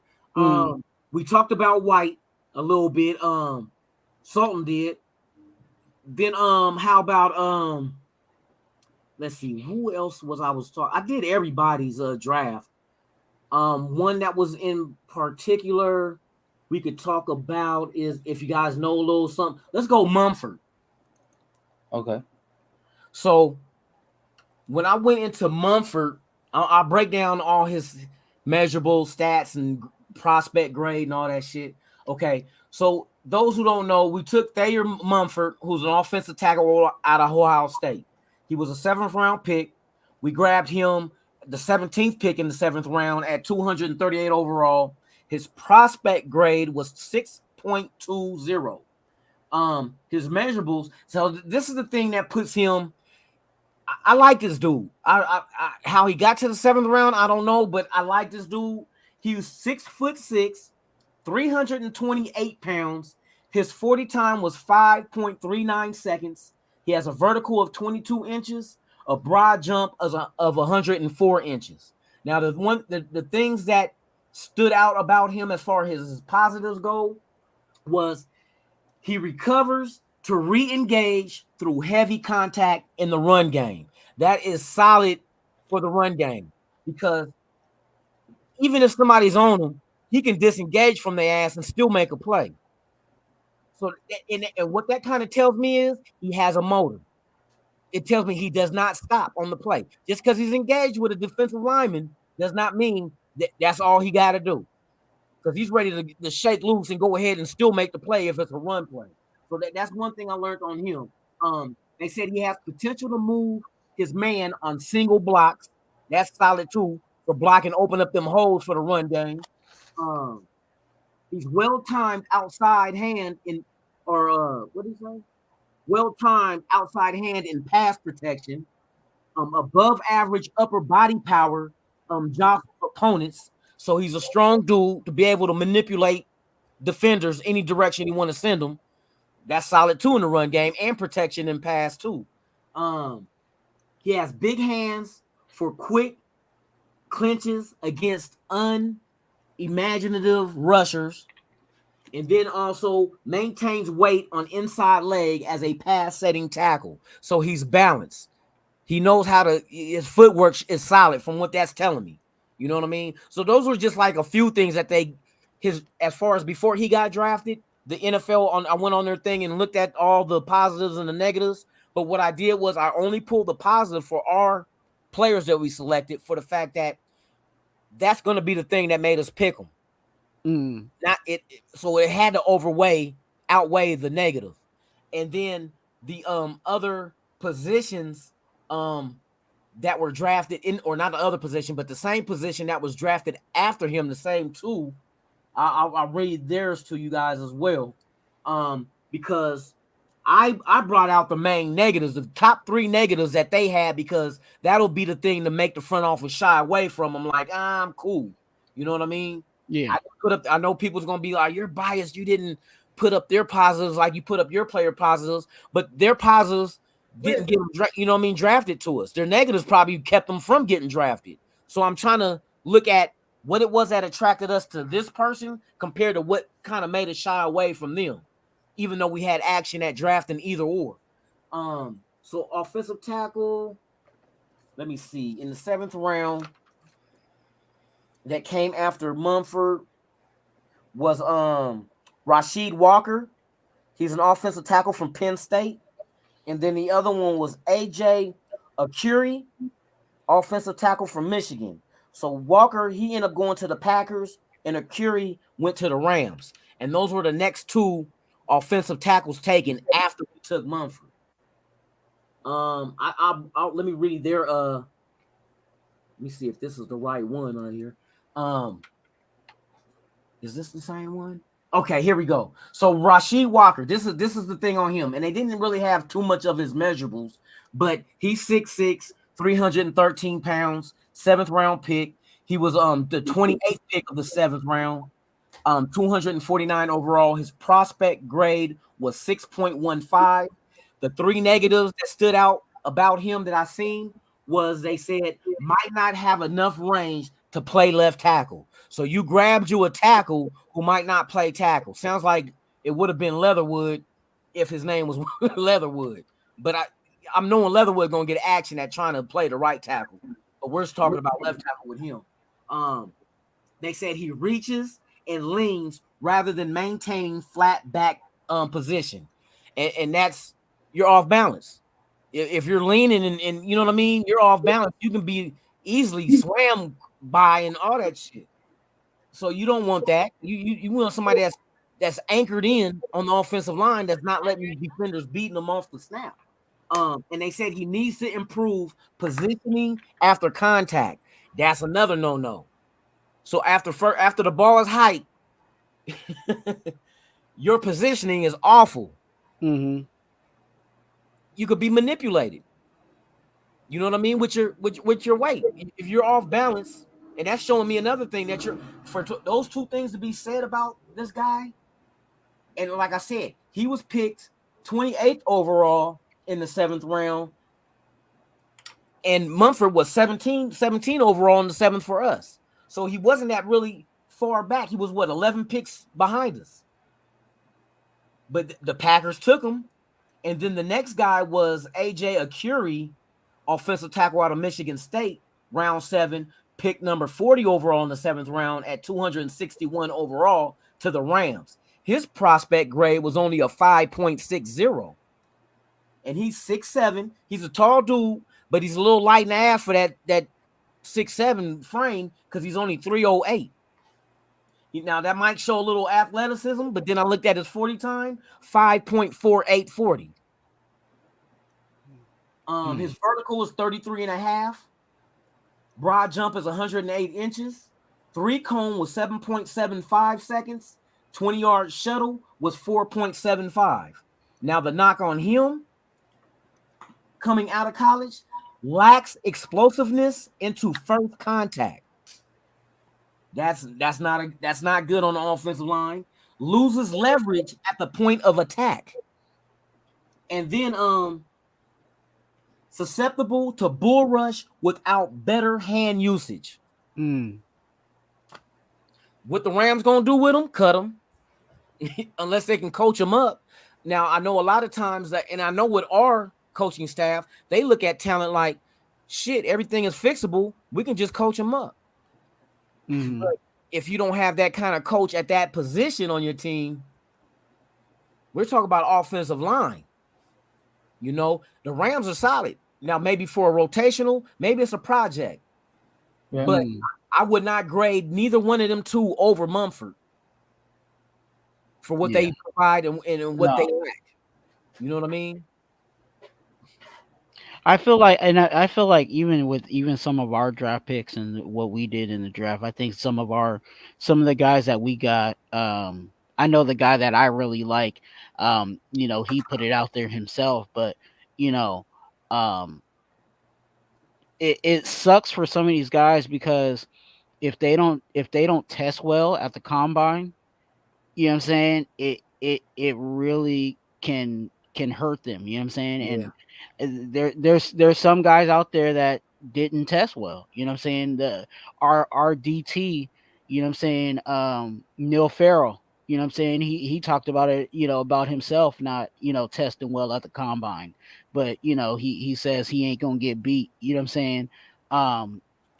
And some of these guys, that's what happens, especially in the 7th round. They may not jump the highest, you know what I'm saying? Yeah. They may not have the, some of the testings right on, on their combine, but they're still solid guys. So bringing them in, is a test. I feel like with Mumford, even though, he's kind of classified as a tackle, his body screams out a guard. You know what I'm saying? I was just gonna say that. So I don't know. Like I said, I don't know what they're gonna do with him. How they're gonna dress him up or whatever the situation may be. But obviously the coaching staff says whatever his weakness is, we can coach that up and get him out there to run. So I've been saying it a lot, but it was really a get in where you fit in, and a cream rises to the top. Yeah. When it comes to the competition, because every position, you know what I'm saying, that we have is loaded. The only place that's not loaded position wise is our tight ends. You know what I'm saying? Everybody else has competition all the way up and down this roster. So it definitely is going to be a competition all the way through. And see, the one thing that I remember hearing, was it McDaniels or Ziegler say, every person on the offensive line on this team will be cross-trained for every other position on that offensive line. Yep. You're going to learn tackle. You're going to learn guard. You're going to learn center. But the beauty of that is you're going to find the right person for the right position. Because if you just drafted a dude to be an offensive tackle, what if he's a Pro Bowl or a Hall of Fame type center? But you don't know because you never try to see if that, if that was his calling. Well, a lot of the guys that they brought in, the newer guys that they brought in, they're already on that, on that vibe. You know what I'm saying? Like they're already coming in saying I'm a guard / tackle, or I'm a guard / center. I'm a tackle / whatever. You know what I'm saying? They're already / positions coming in. You know what I'm saying? Like we just said, Mumford and he came in as a tackle, but he also slashes as a guard. You know what I'm saying? Guard, yep. You have Parham who, can play tackle, guard, and center. You know what I'm saying? Yeah, So yeah. you have that flexibility already kind of instilled with what they're drafting, but that also comes with the coaching staff identifying, hey, you're better at this, or hey, we need you to gain, 10 more Yeah. pounds so we can put you, what I'm saying, where we really want to put you, you know what I'm saying? Exactly. And then they can really establish themselves and say, now I can be a pro bowler at this position.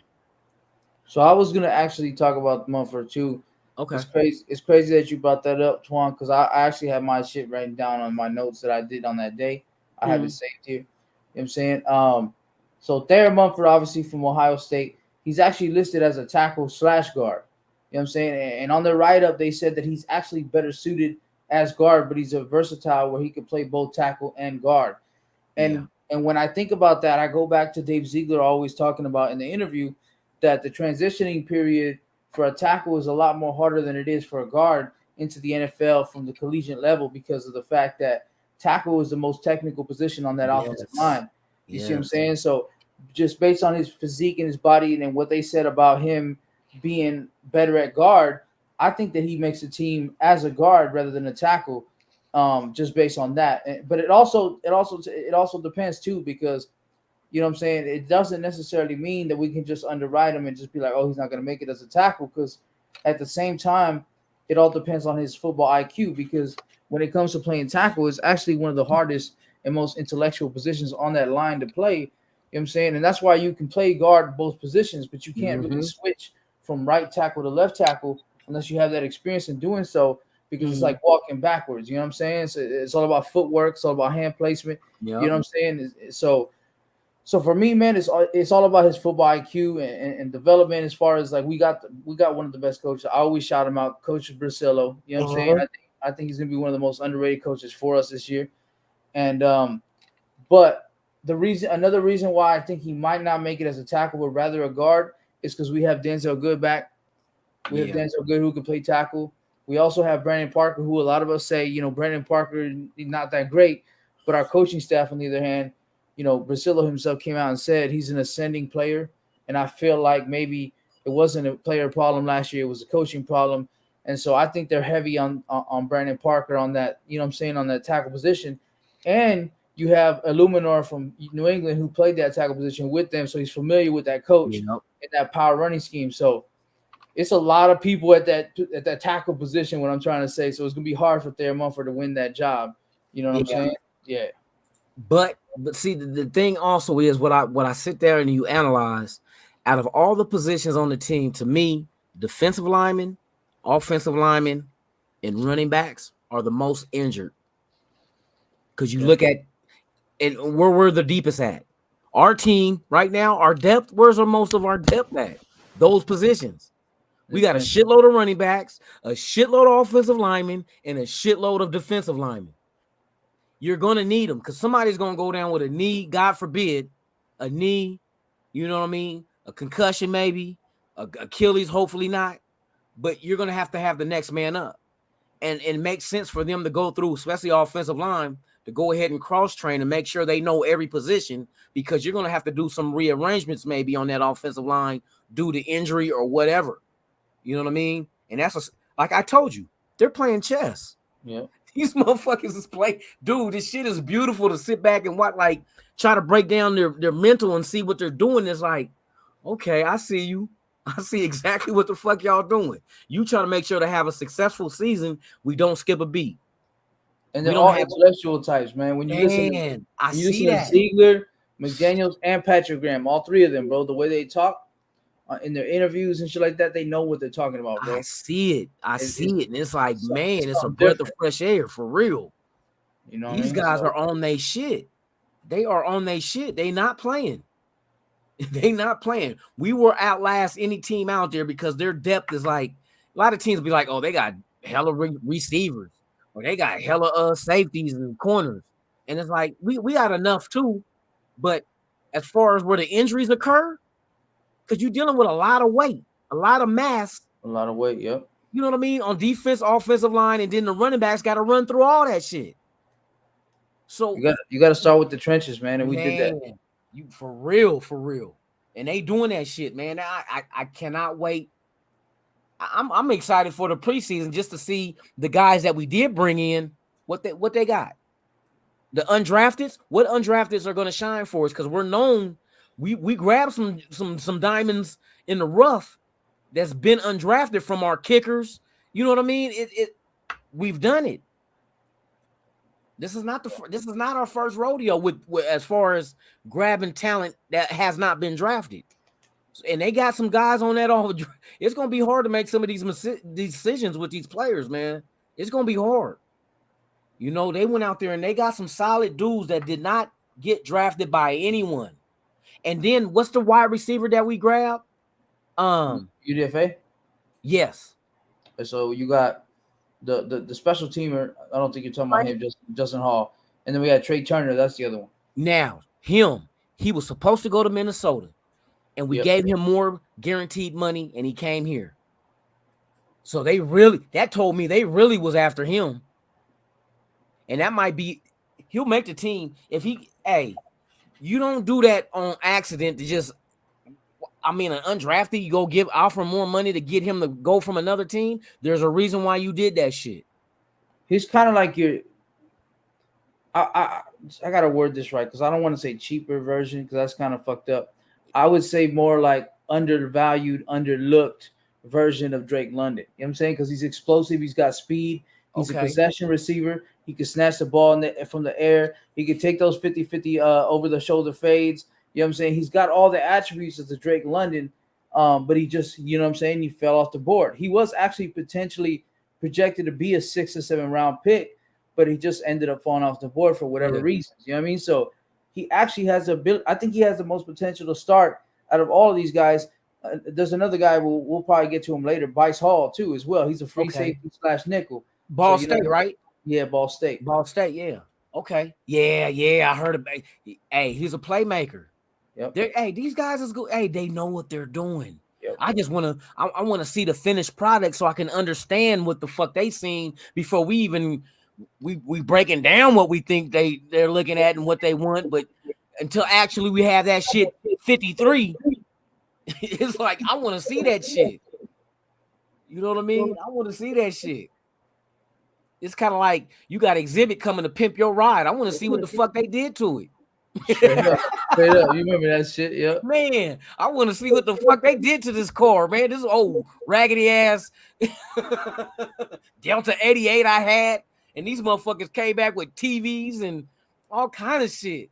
I want to see what this roster is the finished product is going to look like.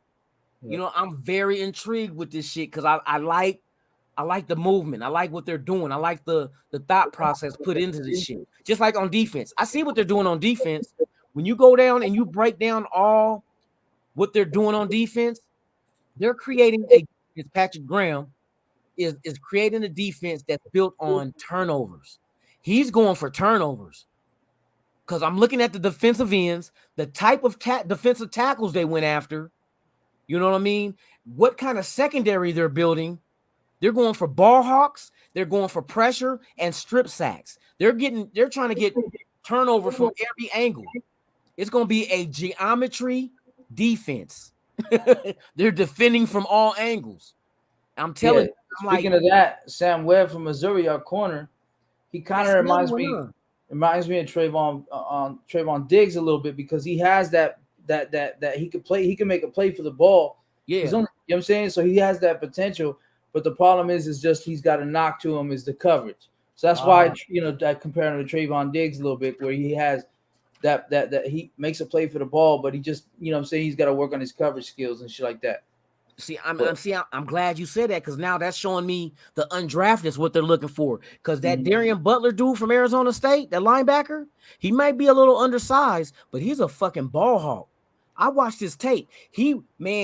This dude reads the quarterback and breaks on the ball, and it's a wrap. And I'm like, see, sometimes you don't need a big, massive ass fucking linebacker like Rolando McClain. That shit don't always pan out. But if maybe what is 220? I think what I say is fucking Butler is because I know he's not too big. He's 225, 6 foot 225. So when you got a size like that, he's big enough, but he's light enough to be fast and quick. Yeah. You know what I mean? And the way he breaks on these balls, he has multiple interceptions. You know what I mean? And it's like I'm looking at these UDFAs and I'm like, okay, here we go. This is y'all second draft. That's basically what this shit is a second draft, because as deep as this draft was, a lot of players got pushed. And this is the end result is what we're going out there signing right now. Because of how many players were in this draft. That's why you had so many, you know what I'm saying, drop out. Yeah. And that worked out for us because that's why we're getting good picks in the 4, 5, 6, 7. You know what I mean? We're come on. How many dudes you think that we drafted and honestly have a chance at starting? Who really has the potential of having the talent to start? Like plug and play. Okay, so from the draft for the UDFA, you muted. No, let's go with the draft first. Okay. Then we'll work to the UDFA. I think Parham for sure has a potential to start. Zamir White, I think he's a developmental piece right now, only because Jacobs is playing this year. But I think once we get rid of Jacobs, I think he's going to step in, and I think that next year he'll come in and Zamir White will 1 year. Yeah. Okay, I agree. Neil Farrell, you know what I'm saying? He's a DT. Mm-hmm. He has a potential to be a rotational piece on this line this year. So I definitely see that. Matthew Butler, he might also be a developmental piece. It might take him a year. You know what I'm saying? I'm going to go with that. Okay. Thayer Mumford, like I said, that tackle position is real deep. So he's going to have to fight Leatherwood and everybody else at the guard position. And we already have Bars. We already have, what's his face? Parham. Parham. We have Leatherwood. We have a lot of these people, even John Simpson, who's actually gets stronger, I think, with a power scheme. So Thayer Mumford's going to have to battle out with the guards, I think, most likely. But it also depends really on Parham. What if he goes to center? You know what I'm saying? Just based on the fact that Andre James is smaller and he can't play center. You know what I'm saying? Under a power scheme, I think it might fit having a bigger center. So I would say maybe Mumford, yeah, I'm saying there's a 50-50 chance he starts maybe next year. And then Bertain Brown, I think I'm with Twan with this one. I think he's a project for now. We'll just have to see what goes on next year. Now see why I asked that question. Where were they drafted? And we're talking about their potential starters. That shows you how deep the draft was. Yep. See, it didn't matter we didn't have a first or second round pick. We still can walk away with this draft with starters. And that's all you want. Now, what you don't want is a first, second round pick that's a rotational player coming off the bench. That's what you don't want. We don't have to worry about that because we know our first and second round pick went to a starter at wide receiver. So we're fine. But for us to go into a draft with only a third, a fourth, 2 5s, no 6, and a 7, flip some trades and come out with potential starters in the picks that we made from 3 on. Come on now, that's a hell of a draft. That's why they gave us high marks. We got value for where we drafted these guys, and we're talking about potentials. That's value. You got the most value for your buck in the draft by drafting these guys in the middle of the draft, and they still have the potential of being a starter on a playoff team. Yep. Not a 5-win team, not a 2-win team, a 10-win playoff team. We're talking about middle of the draft players that can come in and start for you. That's a hell of a draft. And I'm gonna say one. My thing was I was looking at it and I was critiquing it as being I give this draft about C+ or B. But now that I look at it from that, like really looking at it like how we looking at it now, like wait a minute. They did ingenuity to the fullest. They took nothing and made something. Come on now. You got to give that has to be the best draft out of all the picks because everybody else had first, second round picks. We didn't. And I'm gonna have to go with an A-. I initially said B-, I think, with Twan. Man. Remember on VC when I was still flying back from Vegas? We were actually going over it, like because the last day I wasn't there or whatever. I was at my mom's house. We were flying back from Vegas, and I initially gave it a B minus, but now that I look at it, I think I'm gonna go with an A minus as far as, you know what I mean. So man, I had to change my grade because I'm looking at it like, wait a minute, why are we why not shitting on them? Why are we not giving them their just due? Because with what they have, they made a 9-course meal out of some eggs and bacon.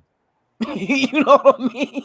All they had was eggs and bacon. We had deviled eggs. You know, we scrambled sunny side up. They made omelets. They wrapped bacon around the egg. They did a whole fucking meal out of nothing.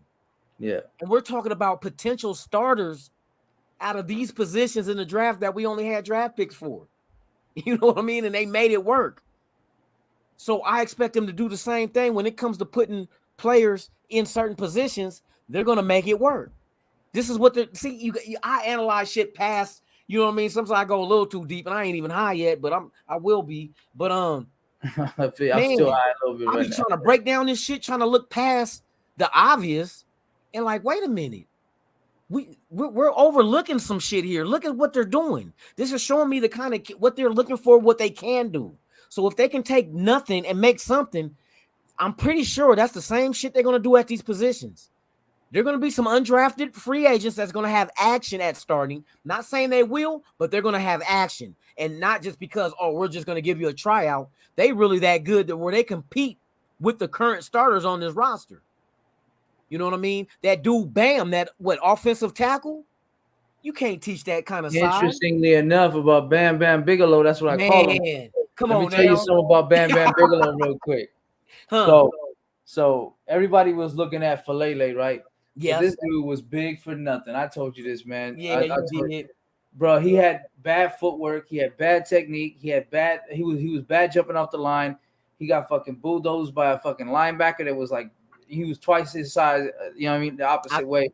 I went and seen that. It's just crazy to me that everybody had so much high hopes for this guy. I think that he has a lot of work to do. So now you have somebody who's a UDFA. When you look at the UDFA, it's an interesting position because UDFAs have a high reward but a low risk. You know what I'm saying? A very low risk. These guys ain't getting that much money. It's cheap. Yeah. You know what I'm saying? So, but the potential is there because, like you said, he's got the size. You can't teach him that. And that's kind of what they look at if they wanted to look at Falele. You know what I'm saying? But he has a little bit more as far as like that football IQ because I think Falele actually played another sport prior to this, right? He played rugby. And he only played football for 5 years. Yeah, so this guy that we picked up, Bam Bam Bigelow, he's got the IQ football player. You know what I'm saying? To have that ability to learn under a coaching staff. You know what I'm saying? He's going to watch film, is going to break down film with the coaches, and is going to try to do his job. And has an upside to it at that point because he already has the physicality of him that's God given. You know what I mean? So something you can't teach. You're right. Yep. And all you need now is the right coach to mold him. I'm telling you, hey, that's another one. His size you can't teach. You know how long it's going to take a defensive end to get around him? We're going to be in week 2 after week 1. Yeah. Because that's a big dude. You know what I mean? He's a defender's going to spend time just to try to get around his big ass. You know what I mean? But I see potential. Like you said, we got the perfect offensive line coach that does not give his just due, but this man, you look at the offensive line and stuff that he come from in New England, and it's like they know what to do with somebody that big. Don't forget, they had Trent Brown. You know what I mean? Now, just imagine we get Trent Brown with a motor. It's a wrap. Yep. That can block all fucking play long until the whistle blow. Guess where I'm running the ball to? You know what I mean? I'm going in that direction. Bam Bam Bigelow. I'm going where the drink at, not where the stank at. No, let me quit. Bam Bam Bigelow. Hey, oh my God. Somebody quote that. Somebody quote that. For real. Bam Bam Bigelow. That's him. Shout out to my brother Paula, man. Hollywood Click, man. Shout out to him, man. Hey, Bam Bam Bigelow was an athletic ass big wrestler too, doing backflips and shit. Yep. Oh my God. I remember Bam Bam. Damn, we got him on the team. Oh shit. I think you're muted, Twan. I think you're muted. Oh, Twan, you was up there. You had bars and we didn't even hear it. Oh, we didn't get the we didn't get the gems, bro. You still can't hear you. nothing. You still on mute? You playing with us? He's just mouthing and not saying shit. Nah. Yeah, we can't hear you. Is it plugged in? The headset? Yeah, you good? Okay, now we can hear you. Yeah. Hey, but you know, what is this guy like 6'8"? You know what I'm saying? 6'8", He's like 9'10". 340 something. He's 6'8", 360 pounds, 360 God. days a year. There you go. That's motherfucker. Dude. That's a big motherfucker, man. And he's Man. not big for nothing either. You know what I mean? So 360. That's only 20 pounds away from what Trent Brown was. Facts. So he's I don't know if I seen him. I gotta check out his whole thing. His on Bam. I want to know his low. I see him though. He he ain't bullshitting. I don't think he bullshit. He needs some work, but you know what I'm saying? He definitely but you got the right teachers to do that. You know what I mean? Yeah. The right teachers are on this team. That's why, man, we're in such a nice position. That's why I keep saying I want to see the finished product. And what makes it better is that with someone like that, it's not like we have to rush him out there because there's already guys that are that are pretty much ready to go. You know what I'm saying? Yep. We already got we got a cluster of people that we can throw at tackle. We got a cluster of people that we can throw at guard. You know what I'm saying? Yep. We're not lacking anywhere right now. So to have somebody like that to say, okay, we can take a year or maybe a year, year or two to really work on you and then trot you out there we're in a good situation. Man. And that's the future. The future is bright. We already putting pieces on the board for the game we playing in 2 years. That's why I said they're playing chess to the max, dude. To the max. These motherfuckers is not playing. Because I feel like even with Mumford, I think Mumford's going to be, you know what I'm saying, he may not start, you know what I'm saying, this year, but I think next year he'll definitely be plugged in as a starter, you know what I'm saying, somewhere, whether it be guard or tackle. So you looking at a potential for next year with a new running back in White, a new tackle, a new guard, set for the next how many years? Because they're all on the contract for 4 years. So after 1 year, you got 3 years left at a low cost level to be able to still play around in free agency and give out extensions. Come on now. You know what makes this all crazier? The cherry on top? Huh. So we've been building in the trenches and we've been stacking up at running back. You know what I'm saying? Running back by committee. We've all known this, right? Yeah. But here's the difference, though. We don't have Mac Jones. We have Derek Carr. And that's how they coach Mac Jones because, let's face it, he wasn't necessarily that great of a quarterback like Derek Carr. So what that does is it offers you a heavy run game, but I don't think the game plan is to run all the time because of the fact that first we have Derek Carr, who's a top 10 quarterback in the NFL, right? And then we have Devontae Adams, who's the best wide receiver in the NFL. We have a top three tight end in the NFL in Darren Waller, and we have the best slot receiver in Hunter Renfrow. The play action pass game is going to be crazy. All that building in the trenches is going to do is it's going to open up the play action pass for these fucking dudes that we have, and this offense is going to be explosive. Okay. Now, with that being said, everything you just mentioned, right? Peep this. Is any team that you think that faces us, are they willing to stack the box? They're going to have to. Renfrow, Waller, Carr, a good offensive line, and Adams, are they willing to risk going man to man with one of them three to stack the box and stop the run game? Depending on the game, you know what I mean. Say if we running heavy, I know it's crazy, but if we're running heavy, you gotta look at it like this. They're either gonna have to try to stop the run, or predict when we're gonna throw the ball. It all depends on coaching. You know what I'm saying? Who's at that position, but yeah, I agree with you, bro. They're gonna double at least at Devontae Adams. They're not gonna take away a double. They're gonna refuse to do that. That's the kind of offense we have potential. And when you do that, you have to have running backs by committee because you can run it down anybody's throat when there's not stacked in the box. And if you wanted to stack the box, what did you just say on the play action? They're gonna have a lot of crazy. We're gonna tear your ass up in the air. Yep. Choose your fucking poison. I can stab you to death, or I can shoot you in the fucking head. I don't want to get all You know what I mean? Hey, No, I sorry, get it. Twan. I don't want to. Hey, Hey, you getting can Grand slap Theft you or Auto knock over you. here, You know man. what You getting Grand Theft Auto over here, man. I mean? Hey, choose the way you want to go out because that's Either way, exactly you're going we're gonna down. give you that Either option way, over you're here. going down, though. We're gonna give you that option. You can choose which way you're going down. It's up to you how you want to do it. Because I don't think is there a defense in the NFL that's just as good on the pass game as they are on against the run? The check down is going to be ridiculous. Man, I think your check down is a fucking threat. Buffalo and the Bengals. They have the personnel. Yeah, maybe. But last time I checked, neither one of them was in the Super Bowl. Yeah. Okay. Well, the Bengals they didn't win, but they was in it. Yeah. So you figure our odds just go up. You know what I mean? With us being able to have an offense that is going to take that kind of defense to even try to do anything against us. You know, it's really even like just I that's why sometimes I hate talking to you guys because then my mind just really starts running. But man, like there was a lot of stuff last year was simply because of play call. That's another. You know what I'm saying? Like, you know what I'm saying? There was a lot of shit that we missed out on because of simple. You know what I'm saying? They weren't dialing up the right offensive play. You know what I'm saying? And we're gonna have a coach that's gonna dial up the right play. You know what I'm saying?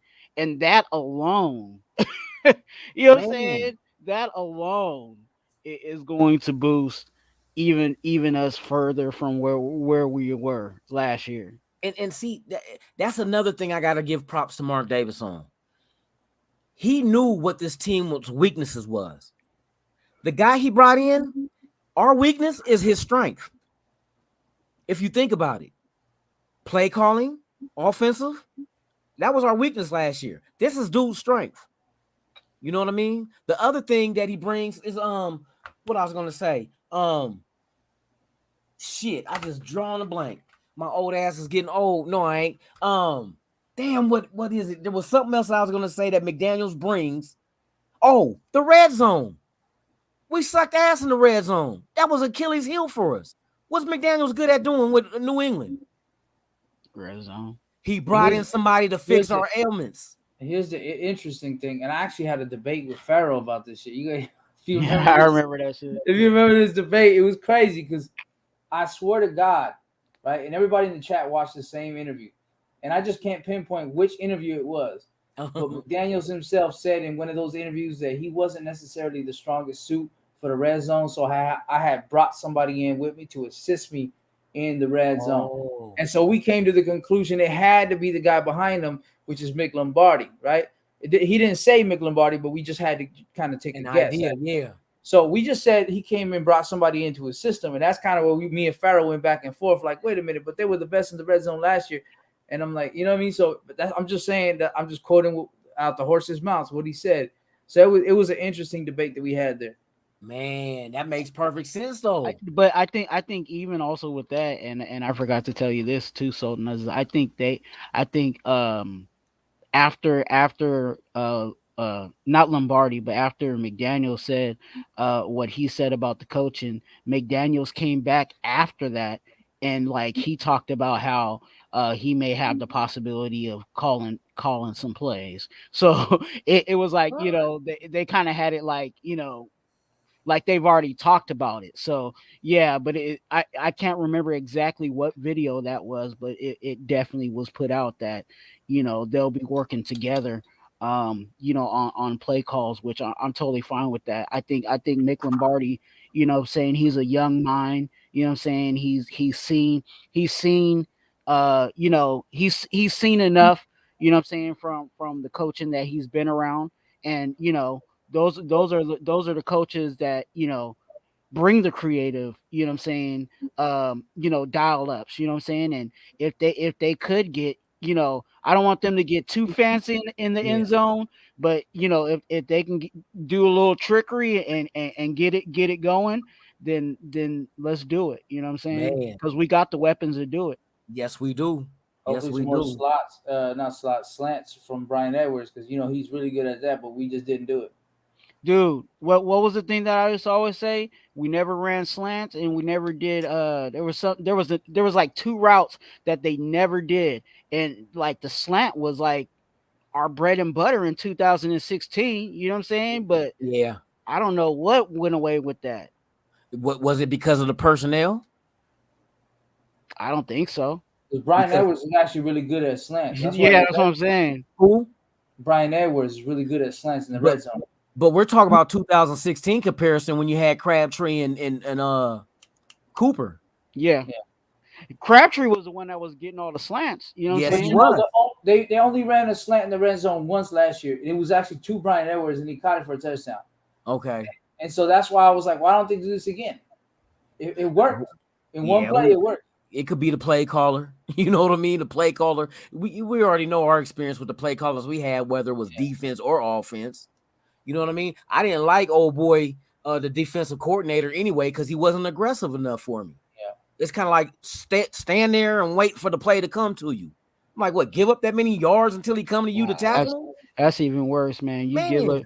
You give up it's 3rd and 5 and you giving them 12 yards to Come on. It didn't make no sense. I mean, where's the aggressiveness? Where does blitzes, the disguises, and you know what I mean? You just sitting there. It's basically you told your players when they just make sure you wrap them up. So we're gonna allow them to get X amount of yards until we make the tackle, or we're gonna go attack that shit. Yeah. You know what I mean? I'm like, why the is coach is gonna suck ass. And then I hear all the bullshit that Ngakwe is talking. Good luck, bruh. Good luck. Speaking of Ngakwe real quick, right? I was actually going to ask you guys. We were talking about Gus that just don't adjust. You know, that's his nickname. Shout out to Willie Dunn, brother. Take it easy, bro. All right, man. Take it easy. So Gus, right? A lot of people tell me, because I've had this debate with Tuan and everybody last night, I think it was, or maybe a few nights ago, actually, because the Mark Davis video was last night. We were going over all the teams, I think it was. And I was like, well, you know, the Colts, they have a really talented defense as far as like their roster is concerned. But being that the coach is the one that kind of makes the placements of where these guys are, you know what I'm saying, putting them in zone coverage, putting them back 15 yards, do you think that will hinder the talent on this team and kind of regress this defense as far as the Colts are concerned, just based on the fact that the way Gus Bradley coaches? Or do you think I'm just tripping on that? What do you think? Well, I mean, if it don't matter what's on paper. If he's telling them to back up 7 yards and it's 3rd and 5, you know what I'm saying? That it is what it is. Like if he's coaching them the way that he coached us last year and told our defense, because I hated that defense every time because they would have all the DBs like go back 7 yards. Maybe it'd be like 7 yards and it's 3rd and 10 or something like that. But if you back up 7 yards and that person catches and then he goes between two defenders, he's gonna get the 3 yards. You know what I'm saying? Like, but if he does that with the Colts, it's going to be the same results. Yeah. Because I mean, as much as I might be saying that's stupid and I'm gonna, do whatever I want to do when I get out there, again, I have to listen to what the coach says, and the coach may pull me because I'm not doing exactly what he wants me to do. Yeah. So if he's telling him to do all that bogus junk that he had us doing last year, it don't matter. It could be the best. It could be the best defense. It could be an all Madden defense. Like when you play Madden and you put all the great players. The all Madden team. You put an all Madden team defense out there, and if Gus Bradley is coaching it the way he coached us last year, it's gonna be the same. Yeah. Man, yeah, exactly. Like I say, to continue to do the same thing and expect a different outcome is lunacy. Yeah, you know what I mean. That's just plain loco. But I mean, how lucky were we to have Gunther and Bradley back to back? And you know what? I'll say this, and I know people ain't gonna like me, but whatever, I'm gonna say it anyway. I think Gunther's defense actually would have worked. Yeah, but I think the personnel that he had wasn't right. They weren't able to, you know what I'm saying? They didn't have it up here to to handle all the intricacies of it. Because with Paul Gunther, he would have, you know what I'm saying, it would be a split defense. It would be like man on one side, and then it'd be like cover two on another side. You know what I'm saying? Like they had that kind of stuff going on. And if you don't know what you're doing, or if you know what I'm saying, if you don't recognize that, hey, I'm on this side and I'm supposed to be playing this type of defense, then it's gonna bust anyway. You know what I'm saying? Yeah. And again, you know, his masterful showing was when he actually drew up some decent plays to beat Kansas City when we beat Kansas City. So I mean, but look at the last year, like when he was here, Gunther, you might have a point there, because they looked like they broke down a lot of communication on field. The players did. Like they looked like they were confused. Maybe they didn't understand the playbook, didn't understand what they were doing at that particular moment. And it looked like sometimes they were lost out there, especially Nick Kwiatkowski. I'm so glad he's gone. He scared the hell out of me. He's like a demon on net. Every time I see him on the field, I was like, you know, we giving up something. But yeah, they just look like they broke down communication. So I think, you know, Twan might have a point.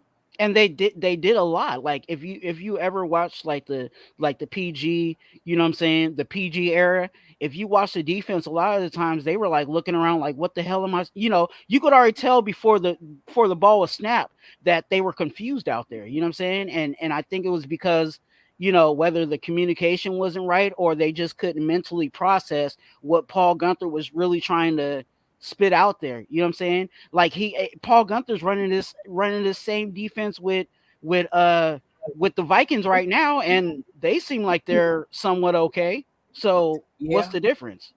Well, I think it might be a combination of both the personnel and the coach. And this is why. And this is what that showed me, what you just said. He didn't have the personnel to be able to be successful. So that means if you didn't have the personnel, you were forcing personnel to fit what you were trying to do that they may not be suited to do. So you're basically trying to jam a square peg in a round hole rather than putting those players where they need to be successful. You trying to make them fit into your defense rather than making your defense fit around them. And I think that's the two things that happened with Gunther, and I also believe the same thing with Bradley as well. Because Littleton, he produced with the Rams. Why not with us? Kwiatkowski produced, what was it, Tampa Bay? The Bears. The Bears? And Kwiatkowski was the one Tampa Bay, right? No, Kwiatkowski was the Bears. Cleve Farrell was not Cleve Farrell. Carl Nassib was with them. Nassib. And they were successful where they came from. So all of a sudden when they get here, nothing. Maybe because you had them playing out of position, doing a system that they're not fitted for, but you try to force them into it. That's what it looked like to me. That's what it's, you know what I mean? When you say that he didn't have the personnel, then what did he do with the personnel he had? Try to force them into the defense he wanted to play, or fit your defense around what their skill set was. I mean, what's crazy though is that you're right though. It could be it could be his problem and the personnel's problem, and here's why. Because I think maybe he wasn't the greatest of teachers when it came to teaching the scheme. So that might have been an issue as well when you look at it. Go ahead, Twan. My bad, brother.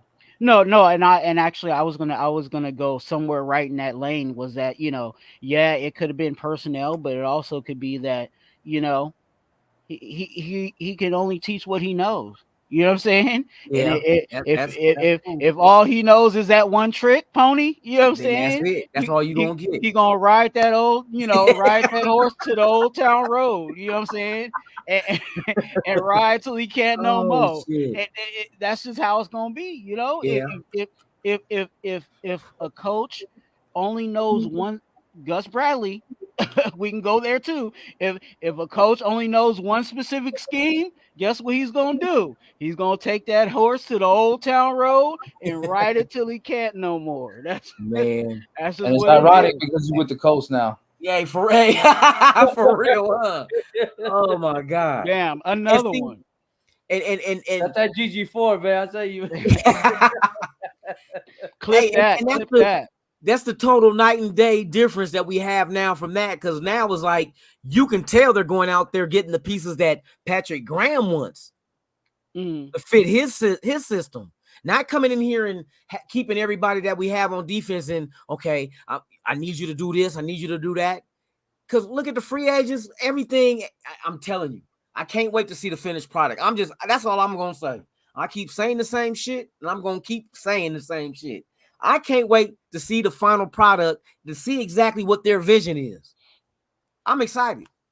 I want to 4 months show away. me my motherfucking ride after his pimp, man. I want to. Hey, do I got a fish tank in the glove compartment? You know what I mean? Do I got motherfucking? Do I got shit? What happened to the TVs and the Escalades and shit? Man, is my interior mink? You know what I mean? What the fuck? Hey, I'm like, you know, I know that it's still being done, but like you kind of think about like, dang, we used to go crazy off of that stuff, man. Like, had to have TVs in the dash, you know what I'm saying, and the rims spinning and man. Not just spinning, you had the rims was going bigger and bigger and bigger and bigger. I'm like, damn, right. I remember old school 14-inch motherfucking Dayton's and McLean's and shit. Dayton's and Vogues. Man, come on now, mustard and mayonnaise all day. In Florida, right here where I'm at, I actually live where Plies, you know, the rapper Plies. Yeah. They call them donks out here. Yeah, the box Chevys. They in the box Chevys with like 30-inch fucking 30-inch rims. Yeah, fucking rims, dog. These motherfuckers is high as hell, dog. Man, they call them donks out here. Yeah, that shit DONKS is for real. Yeah, they race them too. That's crazy. Yep. Yeah, man. But yeah, man, it's been a long time coming. The only thing now though is the fucking elephant in the room with this bullshit ass firing of the president. It's you be hearing the news people, and I'm like, just shut the fuck up and let the shit just unfold and know the truth. Quit trying to put 10 on 2. You're doing too much. Yeah. They always do that shit, but I mean, we should be used to it. Because I mean, damn, I thought last year was horrible with the shit that we was going through. There is no such thing as innocent until proven guilty. Fuck, hell no, we know better than that. Yeah, that's what I was trying to say last night, bro. We know better than that. Because like the way they did Gruden, as much as it was a blessing, they did him dirty. They did him dirty though.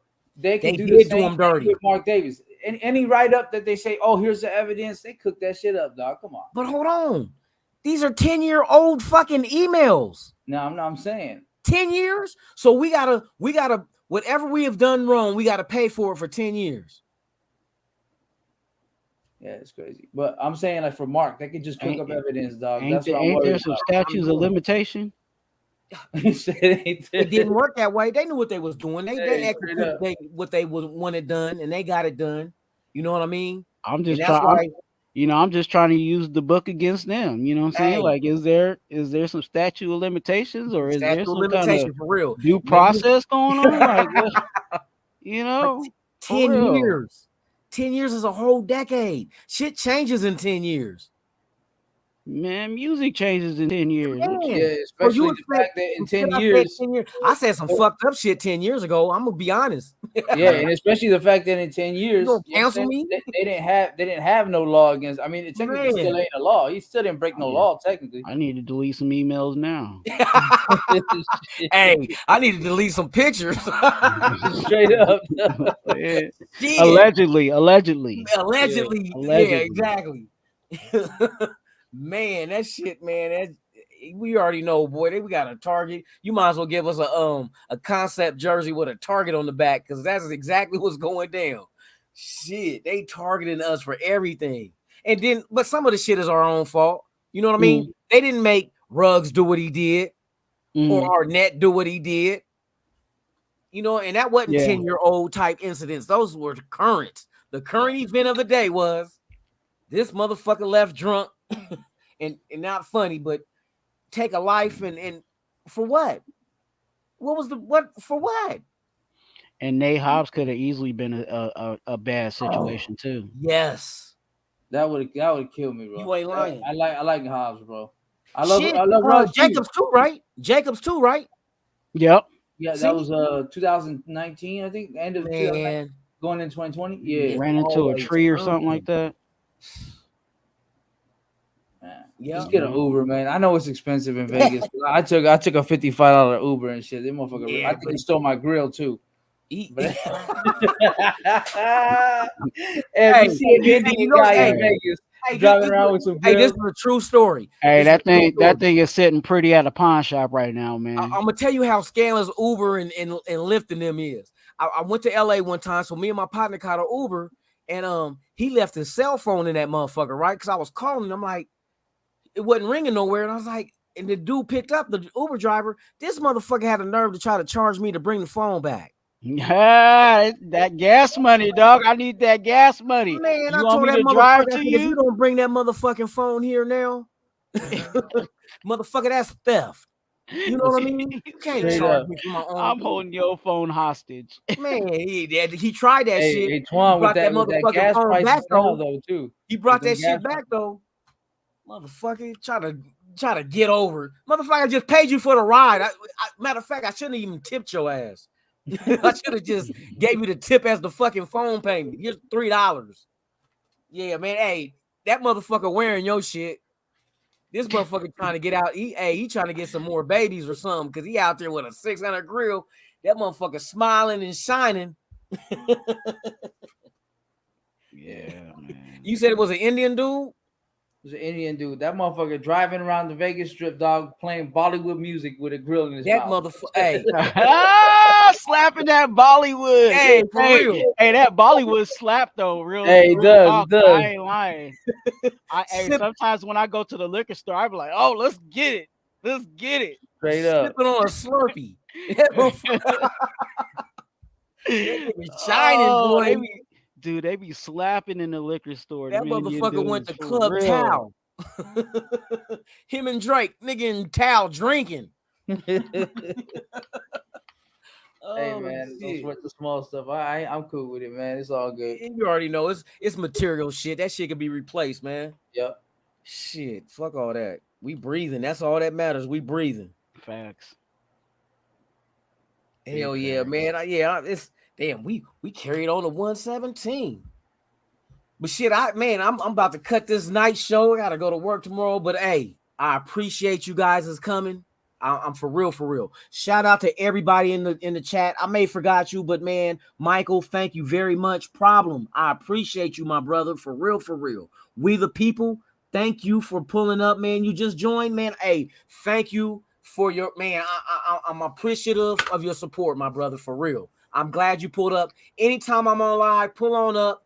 Hey, get down in the chat. We got good people, good Raider fans, man. We family. You know what I mean? It's not a fan thing where you're fans and I'm not. We're all the same fan of the same team. And I appreciate every one of you guys because, like I said, I ain't shit without you. And without us, there's no nation. So that's the way I ride with this shit. I treat everyone the same, and I appreciate that you're doing it as well.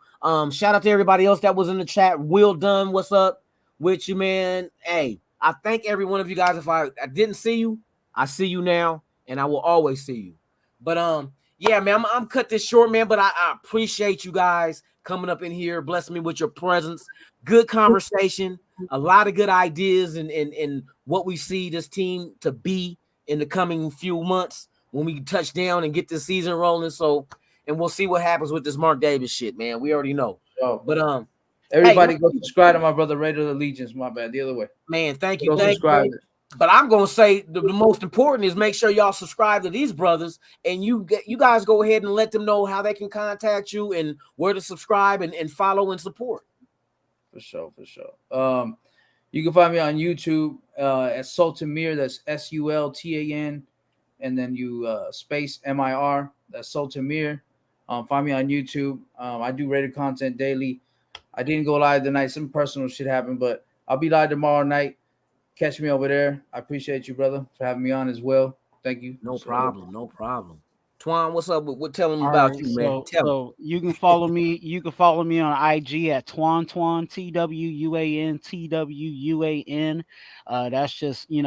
That's just me living life. You know what I'm saying? So you get to follow that, and then On YouTube, you can follow me at Raider Twan. Raider Twan is a YouTube page. You can go ahead and start subscribing to that because that's about to get cracking real soon. And then also, Yes Sir Outdoors is a fishing page that I'm also a part of. That I'm freaking the guy. But whatever it is, you know what I'm saying? Go check me out doing fishing outdoor stuff on Yes Sir Outdoors, and that's on YouTube. Yes Sir Outdoors is also on Facebook, Instagram, and YouTube. So any of those platforms, you can see us on Yes Sir Outdoors. Man, for real. And I like to thank all the Raider Nation for supporting all the content creators and everybody that has something connected to this organization. We're fan base, we're family, we're Raider Nation. You know what I mean? And thank you once again. If this is your first time here, subscribe to the channel, hit that like, subscribe, hit the notification bell so you can be notified. Man, let's do this, support each other. Let's get this network growing into a way to show that Raiders is unmatched. There's no other sport, no other team doing what we do and do it with the passion we do it with.